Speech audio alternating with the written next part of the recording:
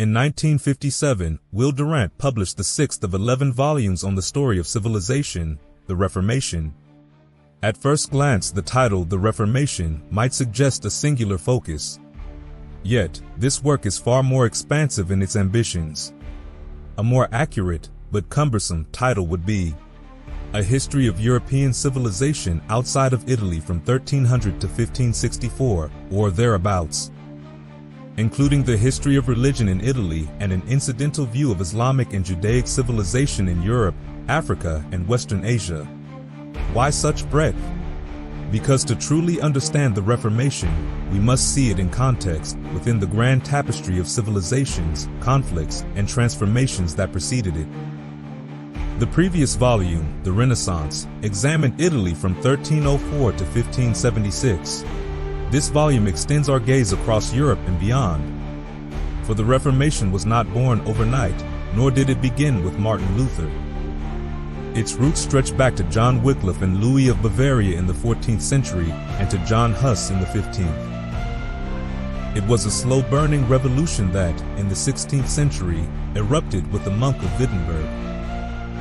And yet, if your interest lies solely in religious upheaval, you may bypass chapters 3 to 6 and 9 and 10. But if you care to join, let us embark on a journey that spans nations, ideologies, and centuries.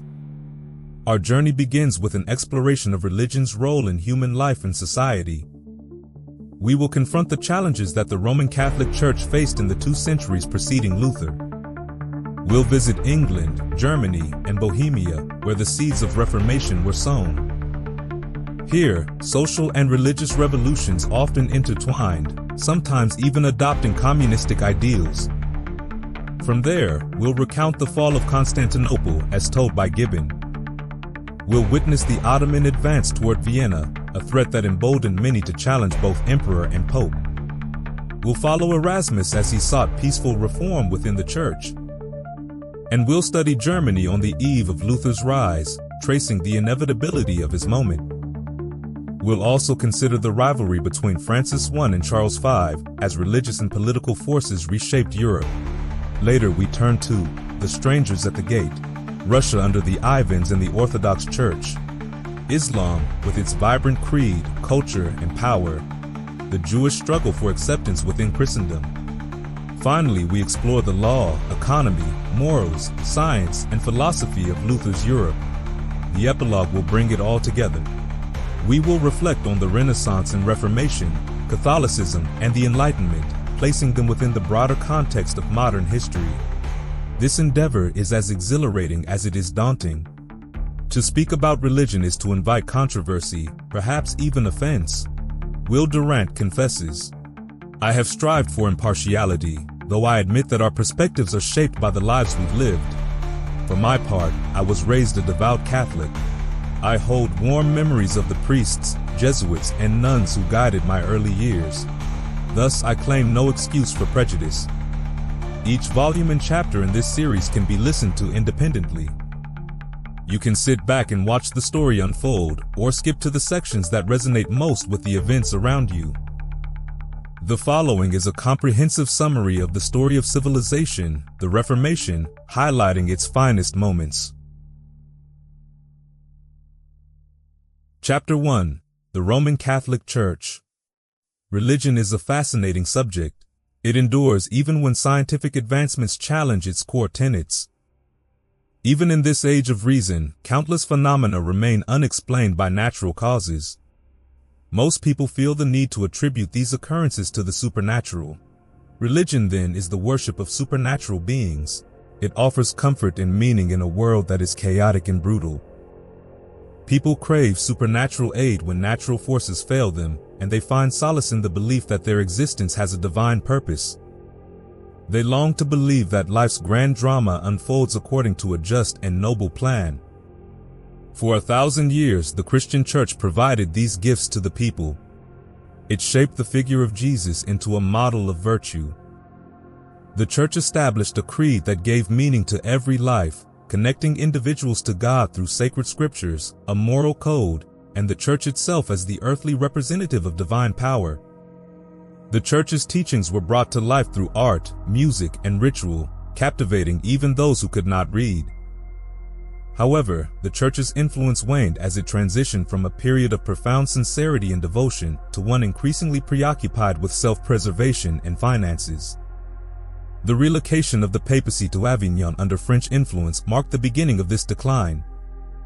Popes became entangled in political affairs, and their authority diminished as nations asserted their sovereignty. The Church's financial practices, including the imposition of various taxes and fees, drew criticism from those who felt burdened by these exactions. Will Durant, Bishop of Mende, articulated these concerns.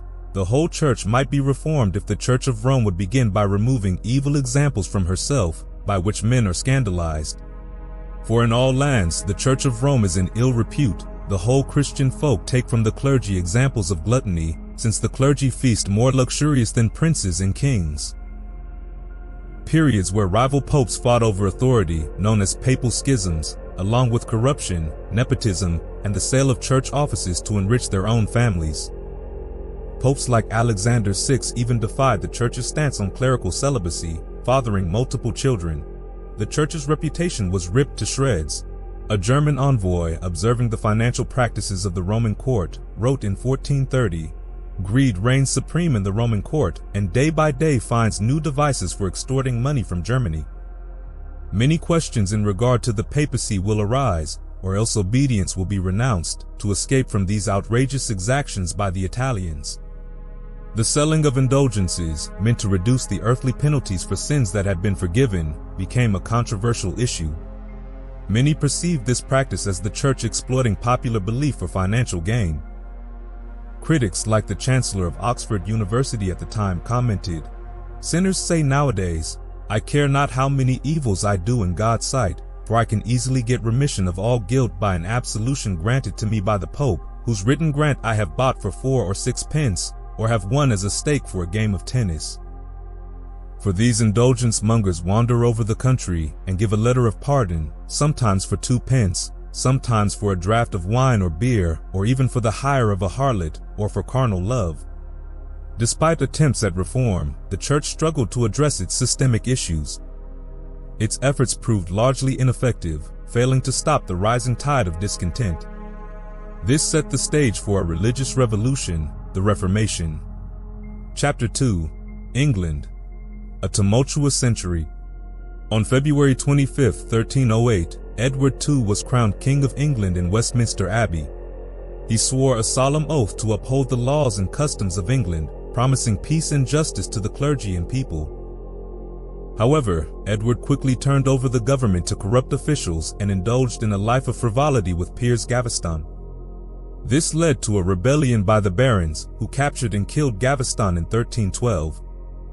Despite his failings, Edward II's reign saw the establishment of a significant precedent in 1322, the requirement of National Assembly consent for any law's validity. Edward III ascended to the throne in 1327, beginning his long and eventful reign. He focused primarily on foreign wars, particularly his campaigns to conquer France, leaving domestic politics largely unattended. His reign saw the rise of John Wyclif, a controversial theologian and reformer. Wyclif, born in Yorkshire around 1320, rose to prominence at Oxford University. His writings contained revolutionary ideas that challenged the Church's authority. He advocated for a direct relationship between man and God, rejecting the Church's role as an intermediary. Wyclif's views on property ownership, particularly his criticism of the Church's wealth, resonated with the anti-clerical sentiment brewing in England. Wyclif's most radical ideas included his denial of transubstantiation, the belief that the bread and wine of the Eucharist transform into the body and blood of Christ. Wyclif's followers, known as Lollards, spread his teachings throughout England. They emphasized the Bible's authority over church tradition and preached in English, making their message accessible to the common people. Wyclif and his associates even undertook the ambitious task of translating the Bible into English, a project completed after his death. While Wyclif's religious reforms were radical for their time, England was simultaneously experiencing social and economic upheavals. The Black Death swept through England in 1349 and recurred in subsequent years, decimating the population. The plague, along with ongoing wars, led to labor shortages and rising wages. In response to these challenges, the government attempted to control wages and labor mobility, issuing ordinances that restricted workers' freedom. These measures failed to stem the tide of social unrest. Dissatisfaction with the government and the economic hardship caused by the plague and war culminated in the Great Revolt of 1381. The revolt saw peasants demanding an end to oppressive taxation. Wyclif's ideas, particularly his criticism of the church's wealth, found a voice in the rebellion, with leaders John Ball and Wat Tyler echoing his calls for reform. John Ball, known as the Mad Priest of Kent, preached a message of social equality, condemning the exploitation of the poor by the rich. He is credited with the famous chat, "When Adam delved in Eve's span, who was then the gentleman?" Ball's preaching inspired the revolt, and upon his release from prison, he joined the rebel army led by Wat Tyler, a charismatic leader who emerged from the chaos. The rebels marched on London, overwhelming the city's defenses and unleashing their fury on symbols of authority. They targeted institutions like the temple, home to the lawyers who enforced oppressive laws. King Richard II, a mere 14 years old, met with the rebels at Mile End, agreeing to most of their demands. However, he refused to surrender his ministers to the mob, promising a fair trial instead. This refusal sparked further violence. Tyler and his followers stormed the Tower of London, executing Archbishop Sudbury, Robert Hales, and others. The revolt descended into chaos, with Londoners targeting foreigners and settling personal scores. Richard II, still 14 by the way, rode out to meet the remaining rebels at Smithfield. There, Tyler was killed in a confrontation with the king's men, leaving the rebels leaderless. Richard, once again risking his life, addressed the angry mob, promising them safe passage if they dispersed. The revolt crumbled. Richard, despite his initial concessions, revoked all promises made under duress and crushed the remnants of the rebellion. John Ball was captured and executed, his head displayed alongside those of Tyler and Jack Straw on London Bridge. The revolt, though ultimately unsuccessful, marked a turning point in English history, contributing to the gradual decline of feudalism and the rise of a more centralized monarchy. Amidst these tumultuous events, a new literature was emerging in England. The English language, gradually replacing French as the language of government and the courts, began as a literary medium. New forms of drama, like the mystery plays and morality plays, entertained and instructed audiences, paving the way for the theater of the Elizabethan era. The 14th century ended with the deposition and death of Richard II. Despite his early promise, Richard's reign was marked by political instability and extravagant spending. He alienated powerful nobles, who eventually rallied behind Henry Bolingbroke, son of John of Gaunt. Bolingbroke, seizing the opportunity presented by Richard's absence in Ireland, returned to England and claimed the throne as Henry IV. Richard II, imprisoned and deposed, died under mysterious circumstances in 1400, his death marking the end of a century that saw plague, rebellion, and the birth of a new English literature. Chapter 3. France Besieged. France in 1300. Not yet the grand nation we know today. A patchwork of fiefs, duchies, and royal domains, not yet France in any unified sense. Flanders, the economic powerhouse, rivaled Italy in influence. In Bruges, its canals were lined with shops of goldsmiths and skilled weavers, who also served as the backbone of its militia. But capitalism was changing everything. Guild structures crumbled, leaving workers vulnerable and discontent, sparking revolts against their own ruler, Louis of Nevers, the Count of Flanders. King Philip VI, who swiftly restored the Count's power, made Flanders a dependency of France. Meanwhile, France itself, though less industrialized, was experiencing its own social tension.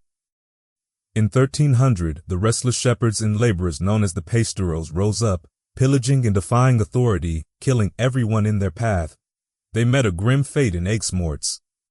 On the Mediterranean, the sheriff surrounded them with his forces, cut off their supplies, and waited till all the rebels had died of starvation or pestilence except a few, whom he hanged. The French government, known for its courtly structure and sophisticated ways, struggled with an empty treasury and constant succession crises. And then the Salic law, interpreted conveniently, barred daughters from inheriting the throne. This interpretation sparked a brewing conflict with England. Edward III of England, born to a French mother, staked his claim on the French crown, igniting what would become the 100 Years' War. It was a war fed by old grievances, economic rivalries, and the ever-volatile state of Flanders. Battles erupted, from the naval clash at Sluys to the blood-soaked fields of Crécy. Then came the Black Death, a catastrophe that would reshape Europe in every possible way. Sweeping in from Italy in the east, the plague decimated populations, confounding medical science and plunging society into despair. With labor shortages, religious fanaticism, and rampant superstition, European life teetered on the brink of collapse.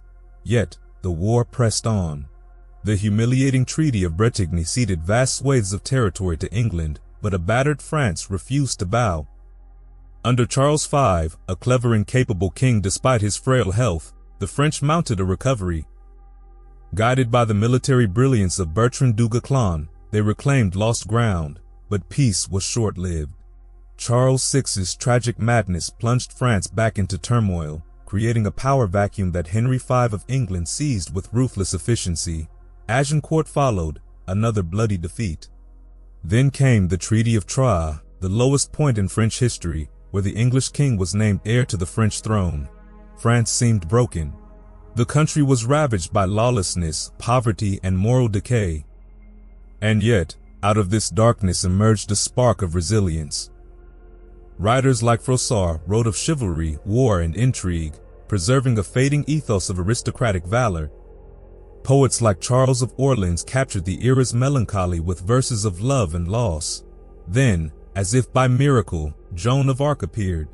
The Maid of Orleans, guided by visions, rallied the French forces and lifted the siege of Orleans, leading Charles VII to his coronation at Reims.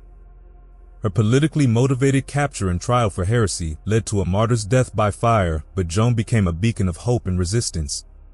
Her sacrifice unified France in a way that politics never could. Charles VII, once the reluctant son, found his strength, surrounding himself with wise advisors and reforming the army. The English were gradually pushed back, and by 1453, with the fall of Bordeaux, only Calais remained in English hands. The 100 Years' War had ended, and France, scarred, transformed, but undeniably resilient, had endured. Chapter 4. Gallia Phoenix. The reigns of Louis XI and Charles VIII and how they transformed France. Louis XI, a rather troublesome child, became king after his father, Charles VII, starved himself to death in 1461. Louis was a strange and great king. He looked and dressed like a peasant, but ruled as if he had read The Prince before Machiavelli was born. His goal was to unify France, and to do this, he subordinated every element of his character to his political purpose.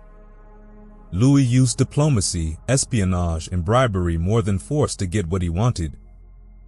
He was harsh with those who opposed him. In his war with the nobles, he had some traitors imprisoned for years in iron cages 8 by 8 by 7 feet.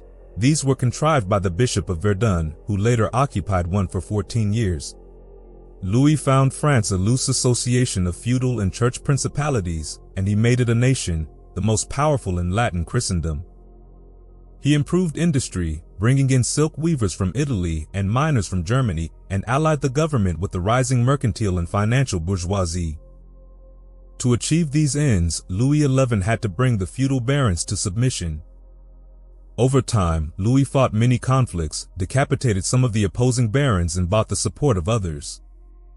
With the barons and the municipal court subdued, Louis achieved the national unification of France. While this did substitute one tyranny for many, it was seen as a progressive move at the time that enhanced security, standardized currency and measurements, molded dialects into a language, and furthered the growth of vernacular literature in France. Amidst his triumphs, Louis' physical and mental health declined. He became reclusive, fearing assassination, and suspicious of everyone. He died in 1483 after suffering from piles and strokes, and his subjects rejoiced at his passing due to the unbearable taxes he imposed. Charles VIII succeeded his father at the age of 13. His elder sister, Anne de Beaujeu, ruled as regent for 8 years. She forgave the people a quarter of the poll tax, recalled many exiles, and successfully resisted the attempt of the barons to regain power. Charles set off for Italy in 1494, leaving his sister behind. He captured Naples in 1495, but was forced to evacuate it by a holy alliance of Italian states and the Roman Church. Charles died in 1498 after striking his head on a door. His nephew, the Duke of Orleans, became Louis XII. Louis XII was a kind and decent man, but not particularly intelligent. He left most of the governing to his friend Georges, Cardinal d'Amboise. The Cardinal was a good administrator, and consequently, France enjoyed great prosperity under Louis XII, who was known as the father of the people. This century of strife and chaos also produced two major writers, Philippe de Comines and François Villon. Philippe de Comines was a diplomat and historian. He is considered the first modern philosophical historian, and, in his pessimistic estimate of mankind, anticipates Machiavelli. François Villon was a thief, cheat, and murderer who also happened to be a poet. Villon killed a priest in 1455 and spent much of his life as an outlaw.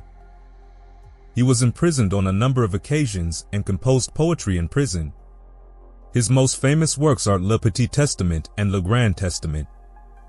In 1463, Villon was arrested for a drunken brawl he was not involved in and condemned to death. He wrote a ballad appealing for God's forgiveness for himself and his companions. Villon appealed his sentence and it was reduced to 10 years banishment from Paris. He left Paris in 1463 and was never heard from again. Despite his crimes, Villon is remembered for the wistful music of his verse, his tenderness of spirit, and the fact that he paid the price for what he was. Chapter 5. England in the 15th Century. Let us begin with the kings. In 1399, Henry IV seized the throne from Richard II, stepping into a reign facing revolts in Wales and Northumberland. Henry IV's reign was fraught with personal hardships, illness, and conflict with the Parliament. When Henry V took the throne, he transformed from a youthful renegade into a dedicated leader. And in 1415, he led England to a victory over France at Agincourt. His triumph was brief, as he died young, leaving his 8-month-old son Henry VI to inherit the crown. Under Henry VI, needless to say, England stumbled. Corrupt regents, unskilled generals, and financial ruin marred his rule. In 1452, aged 31, a mental breakdown left Henry VI vulnerable, and England soon lost the 100 Years' War. From this defeat rose a claim to the throne by Richard, Duke of York, igniting the Wars of the Roses, a series of conflicts between the houses of Lancaster and York. Edward, son of the Duke of York, emerged as the first Yorkist king. Richard Neville, the Earl of Warwick, aptly named Warwick the Kingmaker, controlled the throne for years until Edward rebelled. In a series of battles, Edward defeated Warwick and reclaimed his power, and arranged for Henry VI's death to secure his reign. Edward indulged in luxury, ignored Parliament, and eventually died in 1483. His brother, Richard, Duke of Gloucester, took guardianship of Edward's young sons, but soon claimed the throne as Richard III. The fate of Edward's sons remains a mystery, but their deaths cleared Richard's path. In 1485, Henry Tudor led a rebellion against Richard, defeating him at the Battle of Bosworth Field. With Richard's fall, the Yorkist dynasty ended, and Henry Tudor ascended as Henry VII, inaugurating the Tudor era. Henry VII proved a shrewd ruler, consolidating power, taxing the wealthy, and establishing the Court of Star Chamber to keep noble influence in check. He left a stronger, more unified England to his son, Henry VIII, the growth of English wealth. Despite the Great Revolt of 1381, serfdom lingered on, with some peasants still bound by ancient dues. By 1537, a bill proposed to free all serfs, though it failed in the House of Lords. As landowners fenced off fields, many serfs became landless laborers, moving to cities and forming a new class of yeoman farmers. England's trade expanded, fueled by the rise of merchant companies selling goods abroad, and, under Henry VII, England began to build its own fleet.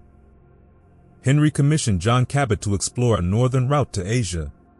Under Henry's policies, domestic industry grew, and while workers worked long hours, wages were higher than they would be in the centuries to come. Morals and manners. Life in 15th century England was rough and ready. The people were known for their pride and their love of England. Manners were blunt, yet a strict code of etiquette reigned.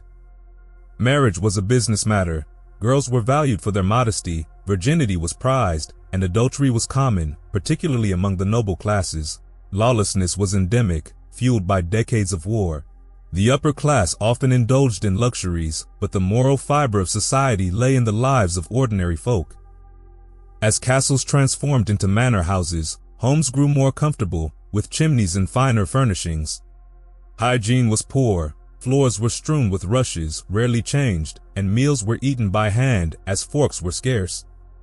Society was vibrant, filled with amusements from hunting and jousting to tavern gatherings where women took part just as actively as men. Travel, however, was treacherous, and crime was met with brutal punishments. The Lollards. In the 15th century, the church grew wealthier and wielded increasing political influence. Yet dissent simmered among the Lollards, followers of John Wyclif. They rejected practices like clerical celibacy, transubstantiation, and image worship, advocating instead for simple living and direct access to scripture. The ruling class, fearful of another peasant revolt, sided with the church against the Lollards, passing a statute allowing for the execution of heretics by burning. Yet Lollard ideas endured, and some believe they helped pave the way for the English Reformation. English art. The perpendicular Gothic style took hold in English architecture, distinguished by its vertical and horizontal lines within the traditional Gothic arch. From the soaring nave of Westminster Abbey to the grandeur of King's College Chapel at Cambridge, English architecture reached new heights. Sculpture was modest, though wood carving flourished in choir stalls. English painting lagged behind, yet manuscripts illuminated with vibrant colors remained treasured. Caxton. In 1477, William Caxton introduced the printing press to England, producing 98 books that transformed English literature. The English Humanists. The 15th century also saw the emergence of English humanism, influenced by the Italian Renaissance. This movement, supported by church leaders like Thomas Cardinal Wolsey, laid the groundwork for religious reform. John Colet's preaching and scholarship criticized the moral decay within the church and highlighted the authority of Scripture. With this humanist movement, England stood on the threshold of a new era, where scholarship and reform would soon shape its future. Chapter 6. Episode in Burgundy. Burgundy emerged from the ruin of the 100 Years' War as a rare place of stability. Thanks to its location and the leadership of its dukes, the duchy remained largely untouched by the conflict's devastation. When the Capetian line of dukes ended, Burgundy reverted to the French crown, but King John II gifted it to his son Philip in 1363, marking the beginning of Burgundy's rise to prominence. Under Philip's leadership, Burgundy enjoyed a state of practical autonomy, positioning itself as a growing power within Europe. John the Fearless, 1404 to 1419. Philip's son, John the Fearless, took the reins with ambition and cunning, using alliances and political intrigue to further strengthen Burgundy's position. Tensions rose when he crossed France by orchestrating the assassination of Louis, Duke of Orleans, after Louis allied France with the Holy Roman Empire against him. This act sparked the Civil War, pitting John against the Armagnacs for control over French policy. But the wheel of fate turned. In 1419, John himself fell to an assassin, leaving Burgundy in the hands of his son, Philip. Philip the Good. Philip the Good rose to power determined to distance Burgundy from France entirely, aligning instead with England. Under Philip's rule, Burgundy reached its zenith, rivaling even the grandest kingdoms in Western Europe. Known as the Good, Philip's reputation was mixed. While he was often deceitful and volatile, he was a skilled leader, a devoted son, and a loving father to both his legitimate and 16 illegitimate children. A notorious philanderer, Philip kept 24 mistresses and was known for his worldly pleasures. Chapter 7. Middle Europe. In Middle Europe, despite regional differences shaped by terrain and climate, people shared a common profession: farming, mining, weaving, building, and trading. Scandinavia battled the cold. Holland wrested land from the sea. Germany pushed back forests. Austria carved through mountains. Yet this shared resilience faced a blow from the Black Death from 1347 to 1381, which claimed half of Central Europe's population, a region of industry and innovation. Germany led in mining and metallurgy, transforming metalwork through innovations like the blast furnace, hydraulic hammer, and rolling mill. Nuremberg emerged as a center for ironmongers, known for its cannons and bells. South German towns dominated overland trade routes with Italy and the East, using rivers like the Rhine, Main, and Danube. Class conflicts and power struggles. Throughout Middle Europe, society was shaped by fierce class conflicts. Municipal rule passed to the mercantile bourgeoisie, while craft guilds were subordinated and forbidden from uniting. Kings rise to centralize power. In a time of unrest, monarchs became essential for maintaining order and centralizing authority. In Scandinavia, Magnus of Sweden established national laws, while Valdemar of Denmark restored Denmark's central power. Swiss democracy and German federation. Switzerland, unique in Europe, nurtured the era's strongest democracy. The Confederation citizen militia was renowned, and the Swiss infantry was feared across Europe.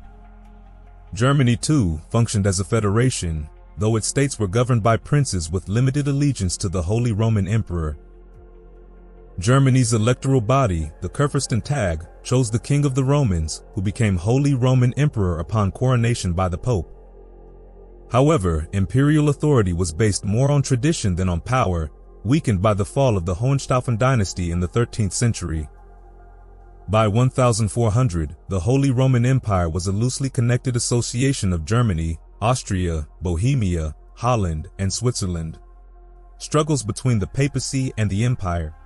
The rivalry between the empire and the papacy erupted when Pope John XXII refused to recognize either Louis of Bavaria or Frederick of Austria as emperor, asserting papal authority over imperial elections. Louis won at Muhldorf in 1322, but John XXII excommunicated him. Amidst rising nationalism and waning papal influence, Louis was supported by spiritual Franciscans who opposed the church's wealth. Scholars Marsilius of Padua and John of Jandun encouraged Louis to claim the crown independently, arguing that church councils should supersede papal authority and that the pope should be subject to the emperor. In 1328, Louis entered Rome and crowned himself, accusing Pope John of heresy and appointing a rival pope. Facing local resistance, he left Rome and struggled against papal influence in Italy, yet continued asserting imperial independence in Germany. Imperial power and the Habsburg legacy. Charles IV, crowned Holy Roman Emperor in 1356, attempted to strengthen the empire by issuing the Golden Bull, which formalized the election process and granted autonomy to electors. While Charles's Golden Bull weakened imperial power, it fostered cooperation among the principalities and laid the groundwork for federalism. His policies allowed for religious independence, paving the way for figures like Martin Luther and the Reformation. Following Charles, weak emperors Wenceslaus IV and Rupert III left a fragile empire. The dawn of modern Europe. The waning Middle Ages saw transformative changes that ended the medieval era. The failure of the Crusades and renewed familiarity with Islam. The capture of Constantinople and the revival of classical learning. Expanding commerce and a rising business class supporting centralized monarchies. The emergence of nation-states, and soon, Martin Luther's Reformation. The arrival of printing, which broke the church's monopoly on knowledge. The invention of printing. Before Johann Gutenberg's innovation, education was largely controlled by the church, and books were costly, confined to those supported by religious or noble patrons.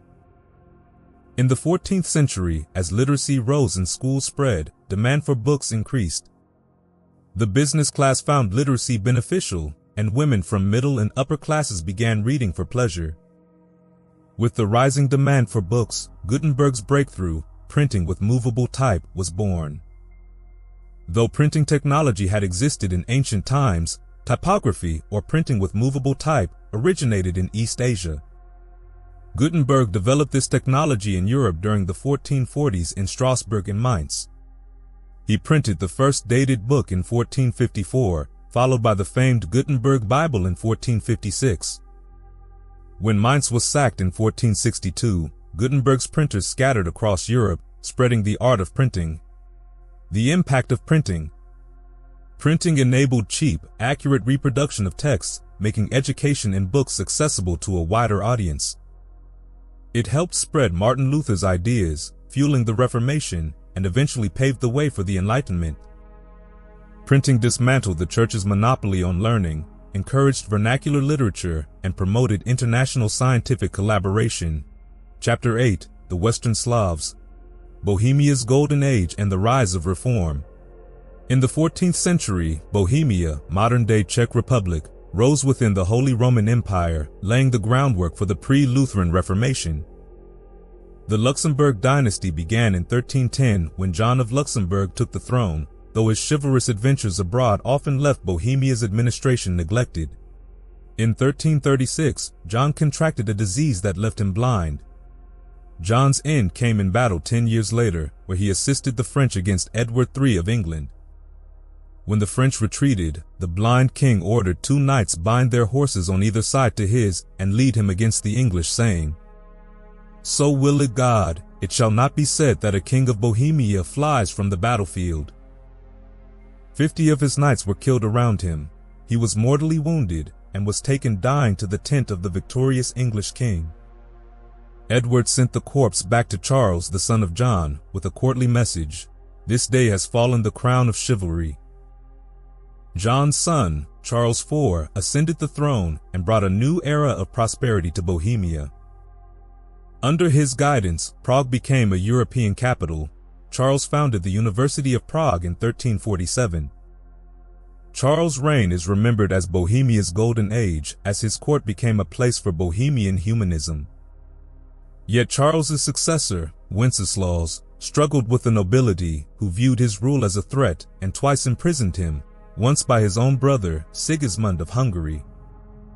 Wenceslaus eventually reclaimed his throne, but his reign would set the stage for deeper religious and political upheaval. John Hus and the Reformation in Bohemia. In Prague, Jan Hus emerged as a voice of reform, inspired by the English theologian Wyclif and supported by Queen Sophia. Hus's sermons in Czech resonated with the people, and he condemned the Church's wealth, indulgences, and corruption, even branding the Pope as Antichrist. Excommunicated in 1409, Hus continued to preach, and in 1411, his denouncement of papal indulgences ignited a backlash against church agents. He retreated into seclusion, where he wrote works challenging church practices and promoting the Bible as the primary authority. In 1414, Hus traveled to the Council of Constance, located in what is modern-day Germany, hoping for reconciliation. However, he was imprisoned, and despite his willingness to recant views that contradicted Scripture, he was condemned and burned at the stake on July 6, 1415. Hus's martyrdom struck a national nerve, sparking a powerful uprising in Bohemia. The Bohemian Revolution and the Hussite Wars. Bohemian and Moravian nobles pledged to defend Hus's doctrines and obey only papal commands aligned with Scripture. In defiance of the Church, Hussite leaders adopted lay communion with bread and wine, a practice symbolized by the chalice. The 4 Articles of Prague demanded biblical authority and an end to clerical wealth. Under Jan Sietzka, a skilled Hussite commander, the Bohemians achieved several military victories, resisting Sigismund's forces and forcing monasteries and German inhabitants out of Bohemia. Bohemia remained without a king for nearly 2 decades, while the Hussite factions debated visions for the future. Factions and fragmentation. As the Hussite movement grew, it split into conservative and radical factions. Noble Hussites, having seized church lands, hoped to preserve their privileges, while peasants demanded land redistribution and freedom. Sietzka supported the peasant cause, establishing the Hoher Brotherhood, with a mission focused on the 4 Articles and hostility toward German influence. The Taborites, another faction, rejected Catholic rituals and embraced a communal lifestyle, viewing Christ's return as imminent and advocating for a classless society. However, radicalism prompted conservative Hussites to seek reconciliation with the Church, leading to the acceptance of the ambiguous compacts from the Council of Basel in 1434. With Catholic allies, conservative Hussites defeated the Taborites, ending the radical experiment and paving the way for Sigismund's acceptance as king in 1436. Aftermath and the Moravian Brethren. The Orthodox faction regained control in Prague, while George of Podbrad, a Hussite leader, became governor and later king, advocating for a federated Europe. Podbrad's proposal for a unified European coalition was ultimately rejected, and his reign ended in conflict with Matthias Corvinus of Hungary. Podbrad, remembered as one of Bohemia's great leaders, left a legacy of reform and resilience. In 1457, followers of the pacifist philosopher Peter Chelsicky formed the Church of the Brotherhood, also known as the Moravian Brethren. Poland's rise in the Polish-Lithuanian Union. While Bohemia struggled, Poland faced external threats but eventually unified under Ladislaus the Short, who became king in 1320. His son, Casimir the Great, strengthened Poland through legal reforms and diplomacy, earning the title Transformer of Poland from wood to stone. Following Casimir, Louis the Great of Hungary ruled, granting Polish nobles privileges that would shape Poland's political structure. The young Jadwiga's marriage to Jagiello, the Grand Duke of Lithuania, in 1386 unified Poland and Lithuania, forming a powerful union against the Teutonic Knights. Under Casimir IV, Poland reached its peak, both territorially and culturally. The historian Jan Dlugos chronicled Poland's history, while the German sculptor Veit Stals created masterpieces in Krakow, elevating the late Gothic style. Poland's cultural flourishing and the onset of the Renaissance. By the end of the Middle Ages, Poland had become a cultural and political force, primed to play a key role in the transformation of Europe's religious and intellectual landscape. Chapter 9. The Ottoman Tide. The Byzantine Empire was restored in 1261 under the Palaiologos dynasty and lasted for almost 2 centuries. The empire was smaller because of the advances of Muslims and Slavs. The middle class had mostly disappeared. The people remaining were either wealthy nobles and prelates or turbulent monks, peasants and the poor. Constantinople was still a center of commerce despite many buildings being in ruins. The Paleologan Renaissance. The Byzantine Empire was in political decline, but Greek literature and philosophy were still being studied, and Byzantine Oriental traditions of architecture and painting continued. Maximus Planudes, a Byzantine envoy, edited the Greek anthology and translated Latin classics into Greek. The rivalry between Platonists and Aristotelian continued, with John VI Cantacuzene supporting Aristotle and Gemistus Pletho supporting Plato. Decline and the Ottoman threat. Despite the artistic revival, the Byzantine government continued to decline. The army and navy were in disarray, with pirates and Genoese and Venetian vessels controlling the seas. The Catalan Grand Company, a group of mercenaries, took Gallipoli in 1306 and set up a republic of robbers in Athens in 1310. Pope Clement V, France, Naples, and Venice conspired to recapture Constantinople, but the plot failed and the Byzantine emperors were afraid of the Christian West. When that fear subsided, the Ottoman Turks had arrived. Some Byzantine emperors made choices that contributed to their demise. John VI was involved in a civil war and asked the Ottoman Sultan, Orkan, for assistance. Orkan provided ships and troops, and in return, John gave him his daughter, Theodora, as a wife. When John Paleologus tried to depose John VI, he got into further debt with the Ottomans by asking for additional troops and giving the Sultan a fortress. John VI lost power and became a historian. While John Paleologus' attempt to get assistance from the West resulted in further humiliation. He traveled to Rome in 1369 and offered to bring his people under the authority of the papacy in return for help against the Turks. He renounced the Greek Orthodox Church but received no assistance and was held hostage in Venice until his son paid his debts. John failed to get assistance on a second trip to the West and acknowledged Sultan Murad I as his overlord, agreeing to provide the Ottomans with military assistance and giving them his son as a hostage. The Balkans. The 14th century was a time of prosperity for the Balkans, with cities growing and trade flourishing. The most important figure in Serbia was Stephen Dušan, who overthrew his father and became ruler. He was described as being the tallest and terrible to look upon. Under his rule, Serbia conquered Bosnia, Albania, and Macedonia. Stephen Dušan then moved his capital from Belgrade to Skopje, modern-day Macedonia. He ordered the unification and codification of the law, which resulted in the Zabenik Tsar Dušana, or Law Book of Tsar Dušan. Serbian art also flourished during this period. In 1355, Dušan was preparing to attack Constantinople when he died. After his death, Bosnia and Bulgaria prospered, and Wallachia and Moldavia became independent. However, the Ottoman threat loomed. Suleiman, son of Orkan, had helped John VI and been given the fortress of Simp, located in modern-day Turkey. When an earthquake damaged Gallipoli, Suleiman took control of the town and Turkish colonists began to arrive. Suleiman captured Adrianople in 1361 and it became the Ottoman capital in Europe. Pope Urban V called for a crusade against the Ottomans, but a combined force of Serbs, Hungarians, and Wallachians were defeated in 1371. The Bosnians and Serbians defeated the Ottomans in 1388 but were defeated the following year at Kosovo. Murad I was killed by the Serbians, but his son, Bajazet I, led the Ottomans to victory. Serbia became a vassal state and Wallachia became a tributary state in 1392. In 1393, Bajazet I attacked Bulgaria.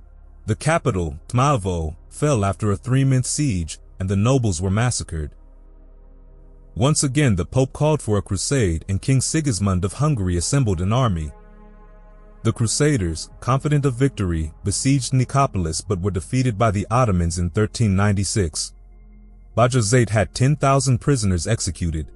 He went on to conquer most of Greece and attacked Constantinople. The fall of Constantinople. The Byzantine government had lost the will to fight and failed to send troops to assist in the battles against the Ottomans. They even provided soldiers for the Sultan's army and assisted in the capture of the Byzantine city of Philadelphia in 1390. By the time Bajazet resumed his siege of Constantinople in 1402, the Byzantine Empire had been reduced to just the capital city. The situation looked hopeless for the starving Byzantines when the infidel savior, Timur the Lame, also known as Tamerlane, arrived from the east determined to defeat the Ottomans. Bajazet was defeated and captured at the Battle of Ankara in 1402. The Byzantine Empire under Manuel II regained some territory, but the Ottomans under Muhammad I and Murad II regrouped. The Ottomans' belief in Islam inspired them to fight, and the Christians were divided by religious hatred. Many people in the Balkans hated their neighbors and preferred to submit to Ottoman rule. Murad II attacked Constantinople again in 1422 but had to abandon the siege because of a revolt. John VIII Paleologus continued to rule but paid a yearly tribute to the Ottomans. Murad went on to conquer Greece, Salonika, and most of Albania. Murad signed a peace treaty with Constantine Paleologus and retired to Adrianople to die in 1451. Muhammad II ascended to the Ottoman throne in 1451 and confirmed the treaty with Constantine Paleologus. Constantine foolishly threatened to put forward Orkan, Muhammad's nephew, as a claimant to the Ottoman throne unless his pension was doubled. While Muhammad was engaged in fighting in Asia, Constantine failed to build alliances or secure his communications. Muhammad returned to Europe having made peace with his enemies and began making preparations to attack Constantinople. In June 1452, he declared war and began the siege of Constantinople with 140,000 men. Constantine was outnumbered and outgunned. The Ottomans broke through the city walls on May 29, 1452. Constantine fought bravely but died during the battle. The city's most famous building, Hagia Sophia, was turned into a mosque. The fall of Constantinople was a significant event. It meant that a major barrier separating Europe from Asia was removed, and the Ottomans had advanced to the edge of Hungary. Trade routes to the east were now controlled by the Ottomans, and many people converted to Islam. Chapter 10. Portugal inaugurates the commercial revolution. Portugal had no natural advantages except a seacoast, but by sheer courage and tenacious enterprise, it became one of the strongest and richest of European states. Portugal was founded as a kingdom in 1139. Its government, language, and culture reached an established form under Diniz the Laborer. His son Afonso IV had a beneficent reign. Afonso urged his son Pedro to marry Donna Costanza to confirm an alliance with Castile. Pedro married her but continued to love Inés de Castro. Inés de Castro was killed on Afonso's orders as she was becoming an obstacle. Pedro's revenge and Fernando's scandal. When Pedro ascended the throne, grief and vengeance drove him. He hunted down those who had murdered his beloved Inés de Castro, executed them, and exhumed Inés's corpse. In a display both haunting and powerful, he crowned her as queen before reburying her with full regality. Pedro's rule was marked by a harshness, perhaps shaped by the depths of this tragedy. Meanwhile, his successor Fernando's heart led him into a scandalous romance. He became infatuated with Leonora, the wife of the Lord of Pombero, and in his passion, he abandoned his engagement to a Castilian princess. Fernando defied both the church and the court by marrying Leonora, despite her still living husband. The rise of John the Great and the Battle of Aljubarrota. After Fernando's death, Leonora stepped into power, acting as regent and arranging for her daughter Beatriz to be queen by wedding her to John I of Castile. The Portuguese people, however, balked at the notion of becoming a Castilian dependency. At a historic gathering of the Cortes in Coimbra, the throne was declared elective, and they chose Don John as king, son of Pedro and the tragic Inés. Castile attempted to impose Beatriz as queen by force, leading to a pivotal clash.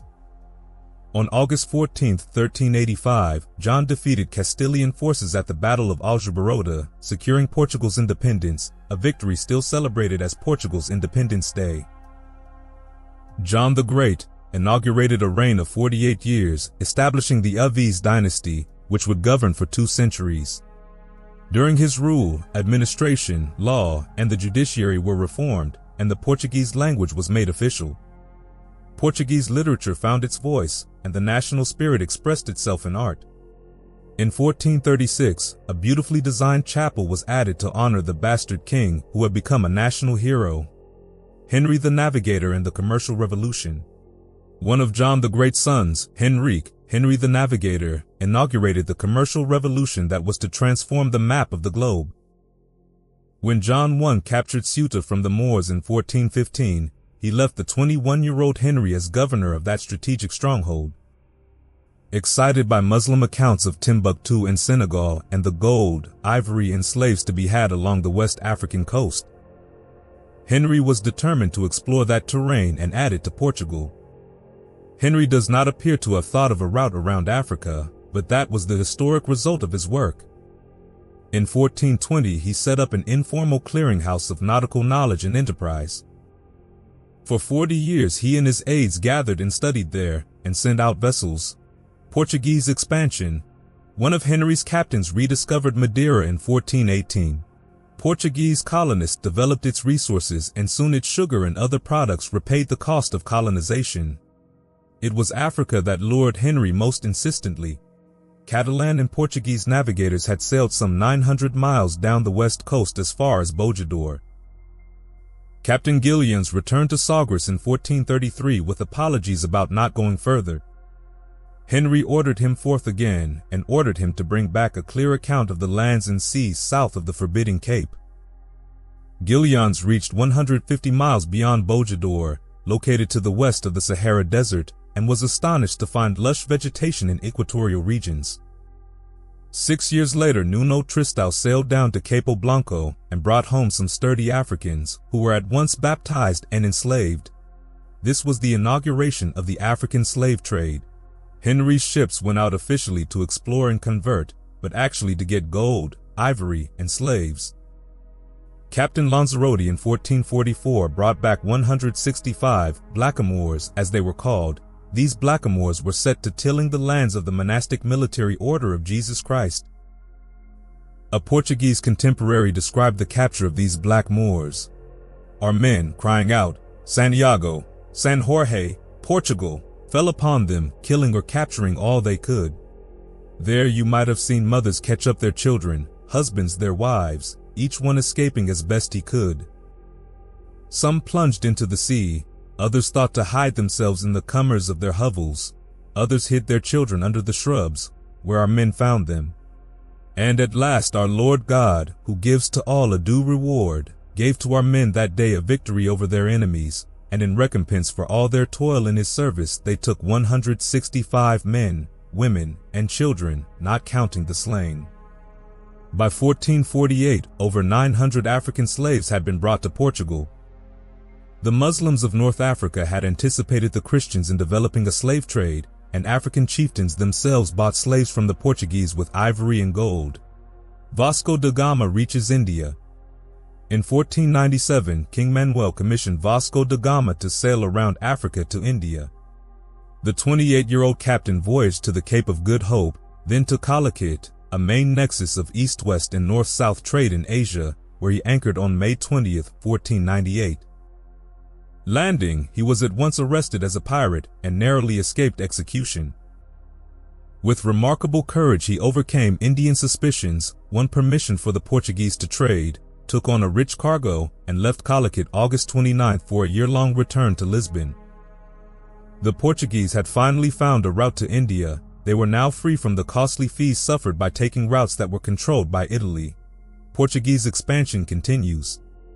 The Portuguese till 1500 hardly thought of trying a passage west.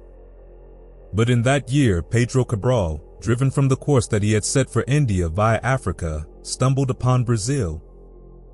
In the following 6 years, Labrador, Rio Plata, Paraguay, and Tristan da Cunha came under Portuguese control. The Portuguese government kept full control of the new trade with India. In 1509, Alfonso de Albuquerque became the first governor of Portuguese India. Waging campaign after campaign against Muslims and Hindus, he captured and fortified Aden and Hormuz on the Arabian coast, Goa in India, and Malacca in the Malay Peninsula. Portugal became for 150 years the master of European trade with India and the East Indies. Portugal's Golden Age. The Portuguese Empire, the first modern imperialism, was now the most extensive in the world. Lisbon became a thriving emporium. There, rather than in Venice or Genoa, the merchants of Northern Europe now found the lowest prices for Asian goods. Slowly, the Italian Renaissance faded away, while Portugal and Spain led the flowering of the Atlantic states. Portugal had entered her Golden Age. Chapter 11. Spain. The mountainous landscape of Spain offered security but hindered political cohesion.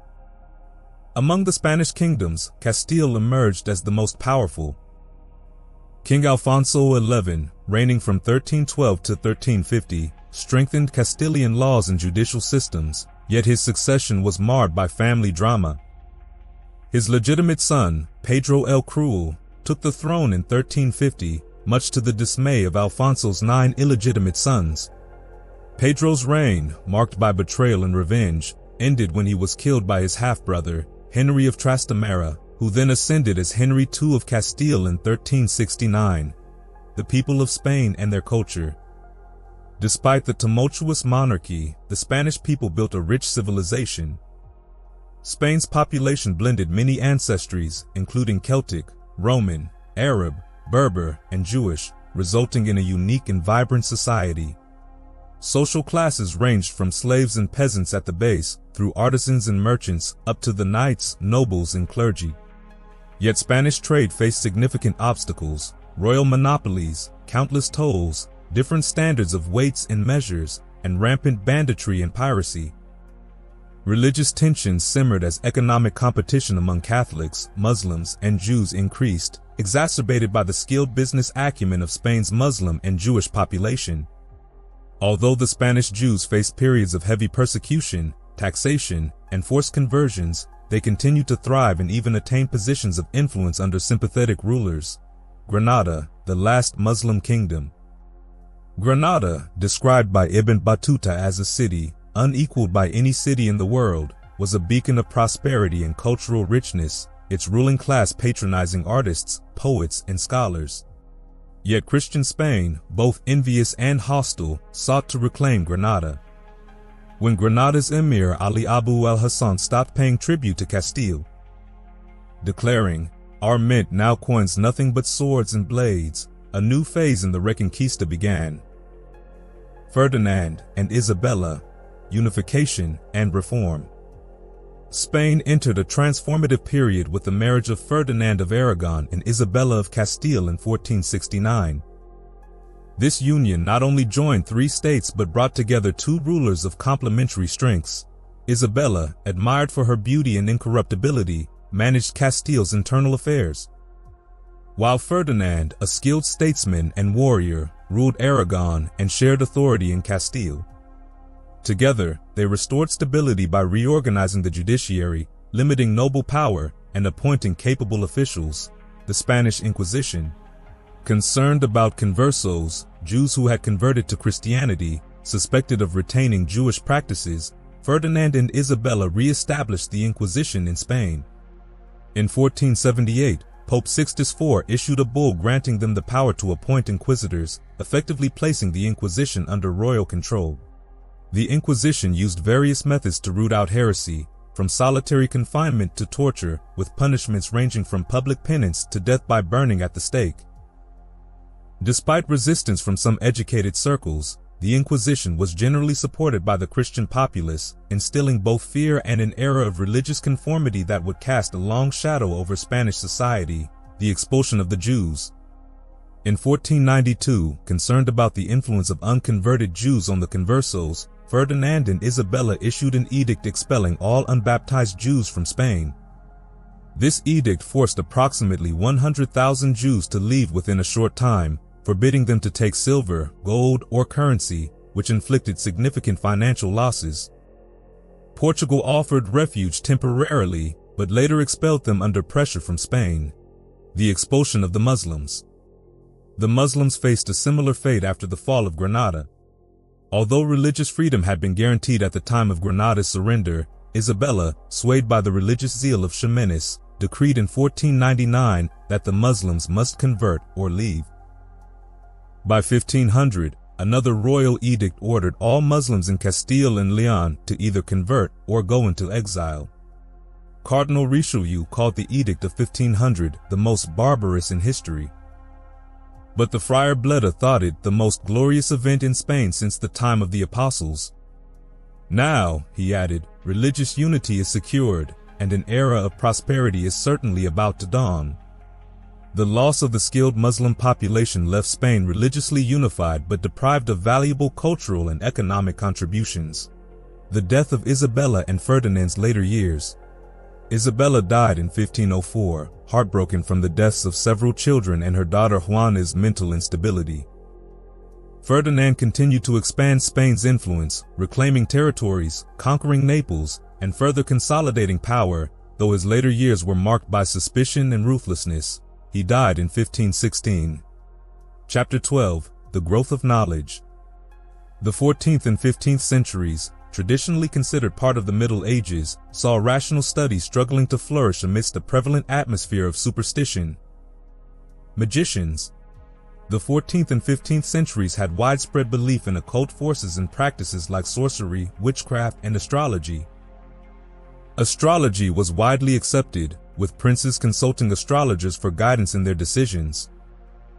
The Bishop of Cahors was tortured and burned at the stake after confessing that he had burned a wax image of Pope John in the hope that the original, as the magic art promised, would suffer like the figurine. Teachers. With the growth of commerce, literacy became important. Elementary schools multiplied, offering basic religious and practical education, with flogging as a common method of discipline. Secondary schools focused on religious training and Latin language skills, essential for trade and church careers. The wealthy founded so-called public schools like Winchester and Eton to prepare select boys for university. Women's education remained largely confined to the home, with exceptions for some aristocratic women. Sons of the aristocracy received training in practical skills like riding and warfare. Universities flourished, with new colleges being founded in Oxford, Cambridge, Scotland, Ireland, France, Spain, and Central Europe. These institutions faced challenges from township conflicts, student unrest, and theological controversies. Scientists. Despite a prevailing focus on humanities, scientific advancements were made during this period. Mathematics was stunted due to the use of Roman numerals, but scholars like Thomas Bradwardine and Richard Wallingford introduced Arabic theorems including advanced trigonometry. Nicole Oresme, a multi-talented scholar, published on analytical geometry, explored the concept of a fourth dimension and questioned the geocentric model of the universe. Astronomy progressed through observations and calculations, with Jean de Lignières accurately describing star positions. The declination of the magnetic needle was also discovered during this time. The first European observatory was established, and then came accurate astronomical tables and latitude-longitude calculations. Geography advanced through the explorations and records of sailors, merchants, missionaries, and envoys. Works like the Imago Mundi discussed the Atlantic's traversability and influenced explorers like Columbus. Practical mechanics progressed with the development of complex windmills, water-powered machines, cannon casting, steel production, and well boring. Timekeeping improved with the invention of mechanical clocks and watches, which became increasingly sophisticated and elaborate. Alchemy gradually evolved into chemistry with the discovery and description of new substances and the development of experimental methods. Botany remained focused on agriculture and medicinal plants, while zoology drew on observations from animal breeding, veterinary medicine, and treatises on hunting and fishing. Anatomy and physiology progressed slowly due to limited access to human corpses, since they were supposed to rise intact from the grave at the Last Judgment. However, dissections became more common in medical schools. The healers. Medical practice saw advancements but also faced challenges from superstition and public expectations. Hygiene remained a challenge, with limited personal cleanliness, inadequate sanitation, and recurring epidemics. Hospitals were relatively numerous, and the treatment of the insane shifted towards more humane approaches with the establishment of asylums. Leprosy declined, but syphilis emerged as a new and widespread disease. Chapter 13, The Conquest of the Sea. Columbus's journeys and the impact of exploration. It seemed inevitable that someone would eventually risk crossing the Atlantic to find a route to India or China. The Crusades had failed, and the Ottomans controlled trade routes, making them expensive and dangerous. Portugal had already found a route to India around Africa, so the only option left for Spain was to sail west.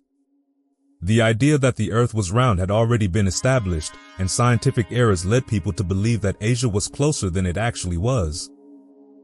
For 2,000 years, legend had told of an Atlantis across the sea, and there were myths of a fountain of youth. Accounts spoke of Viking voyages to North America centuries earlier. All that was needed for an expedition was funding. Columbus's early life and proposal to Portugal.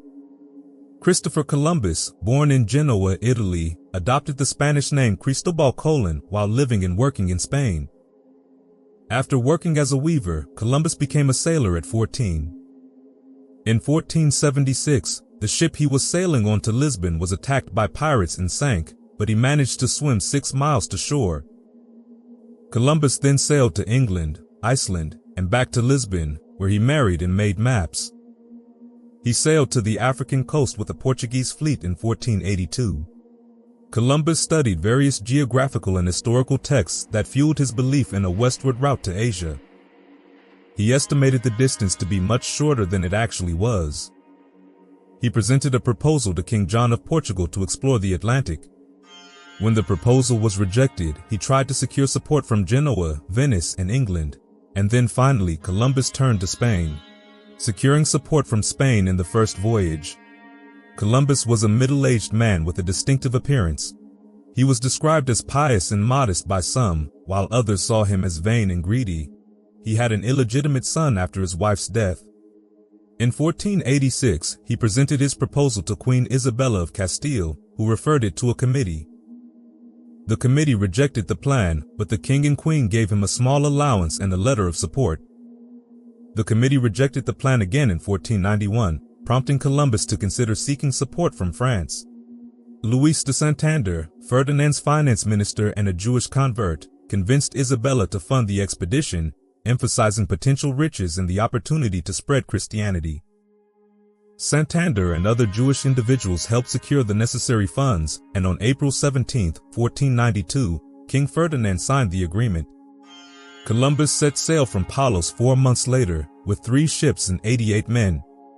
They sailed south to the Canary Islands and then west, encountering favorable weather. After 33 days, the crew grew anxious, as Columbus was understating the distance traveled. On October 9th, 2 months into the voyage, the captains of the Pinta and the Nina pleaded with Columbus to turn back, and on October 10th, his own crew mutinied. He appeased them by promising to turn back if land was not sighted within 3 days. On October 11th, they found a branch with flowers in the ocean, and at 2 a.m. on October 12th, land was sighted. They landed on an island inhabited by natives, whom Columbus described as all of good stature.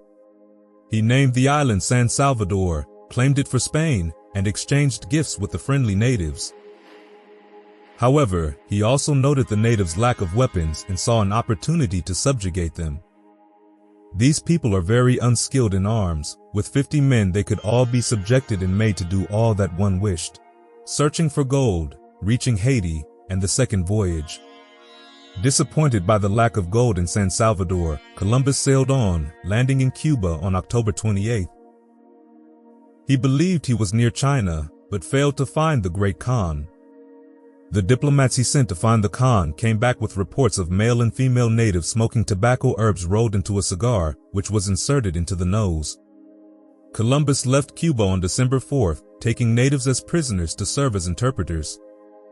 Columbus reached Haiti on December 5th, where he was welcomed by the natives and found some gold. However, his flagship was wrecked on Christmas Eve. The friendly natives helped salvage the cargo. Columbus left some of his crew to explore Haiti while he returned to Spain to report his findings. He set sail for Spain on January 16, 1493. The return voyage was difficult, with storms and hostile winds. Columbus landed in Lisbon for repairs after another storm, and finally reached Palos 2 months later on March 15, 1493.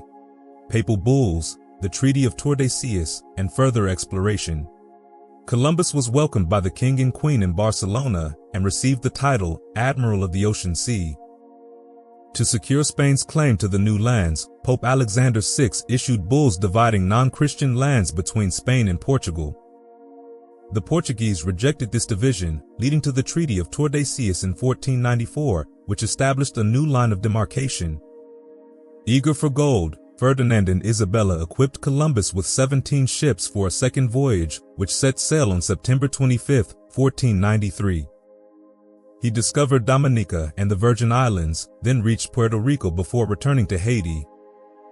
The Spanish settlement he had left behind had descended into chaos and violence, with most of the settlers dead.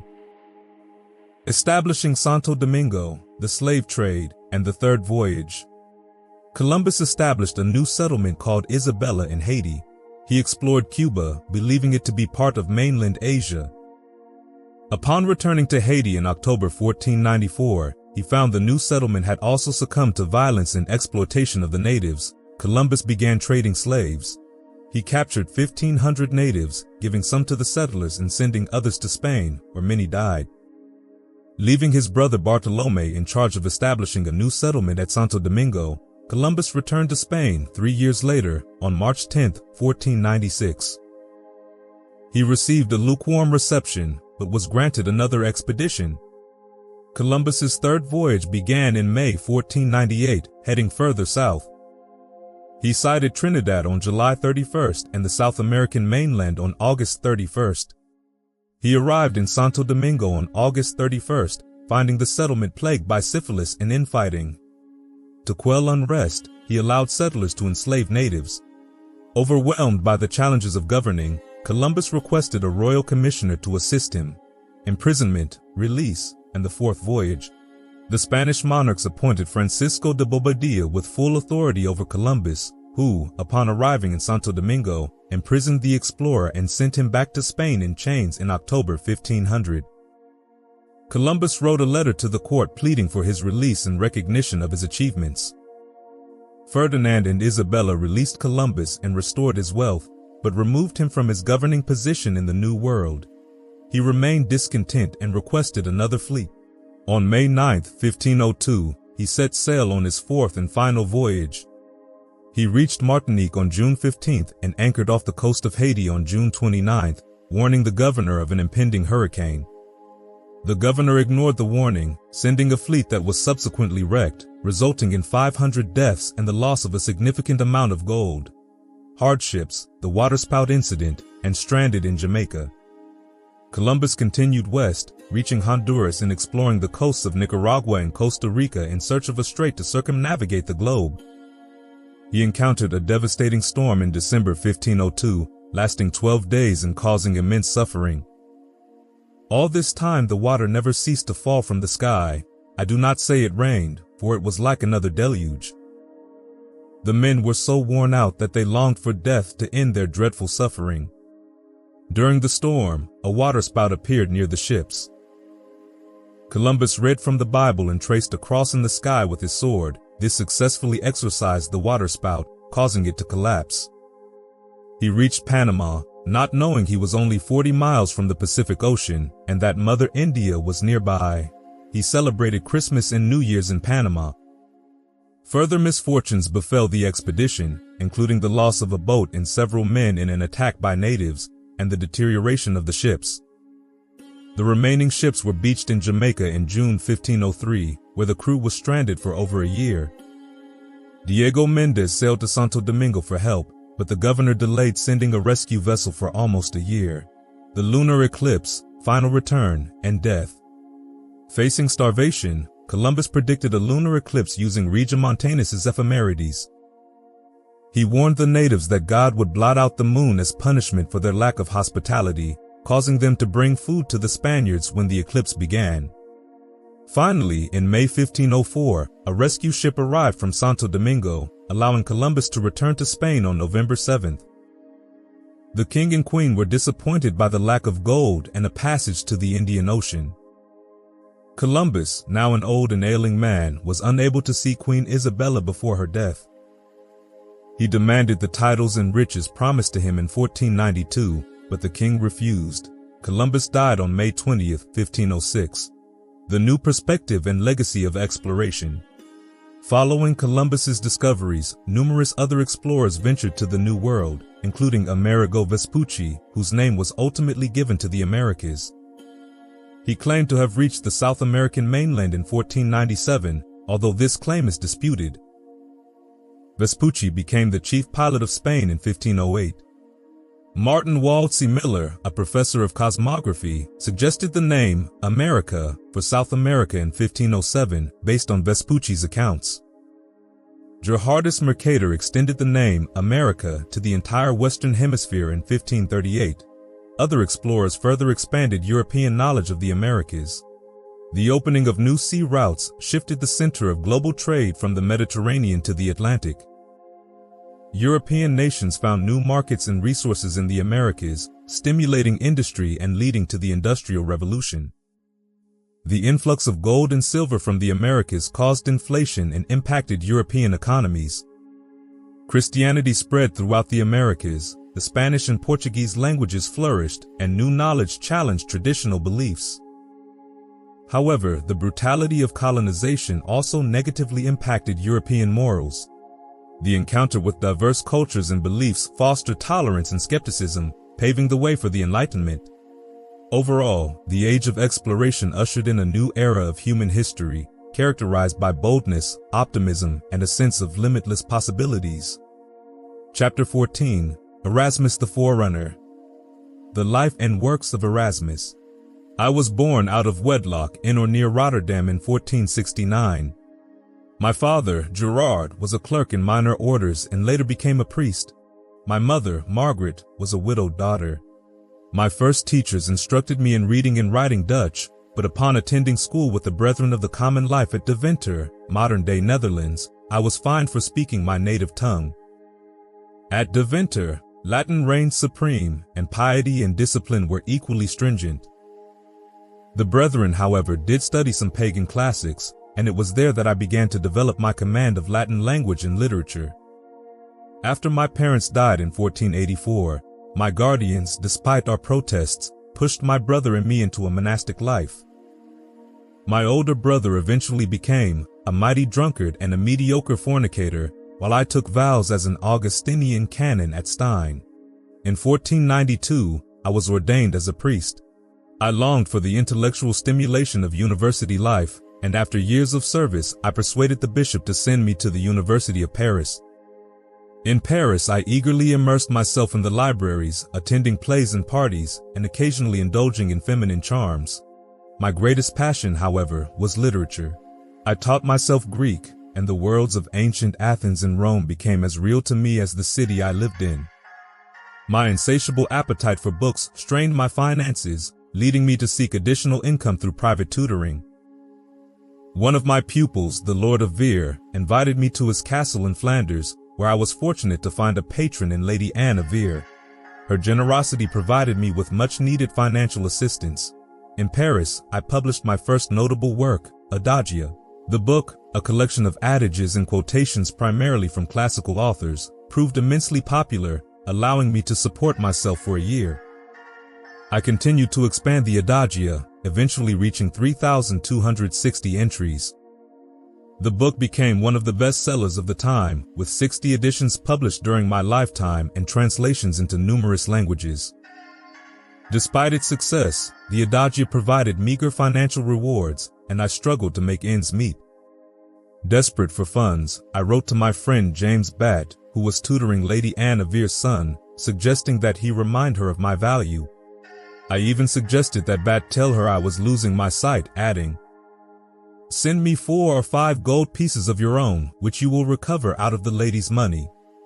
When this failed, I wrote directly to Lady Anne, comparing her to the greatest heroines of history and promising her eternal fame.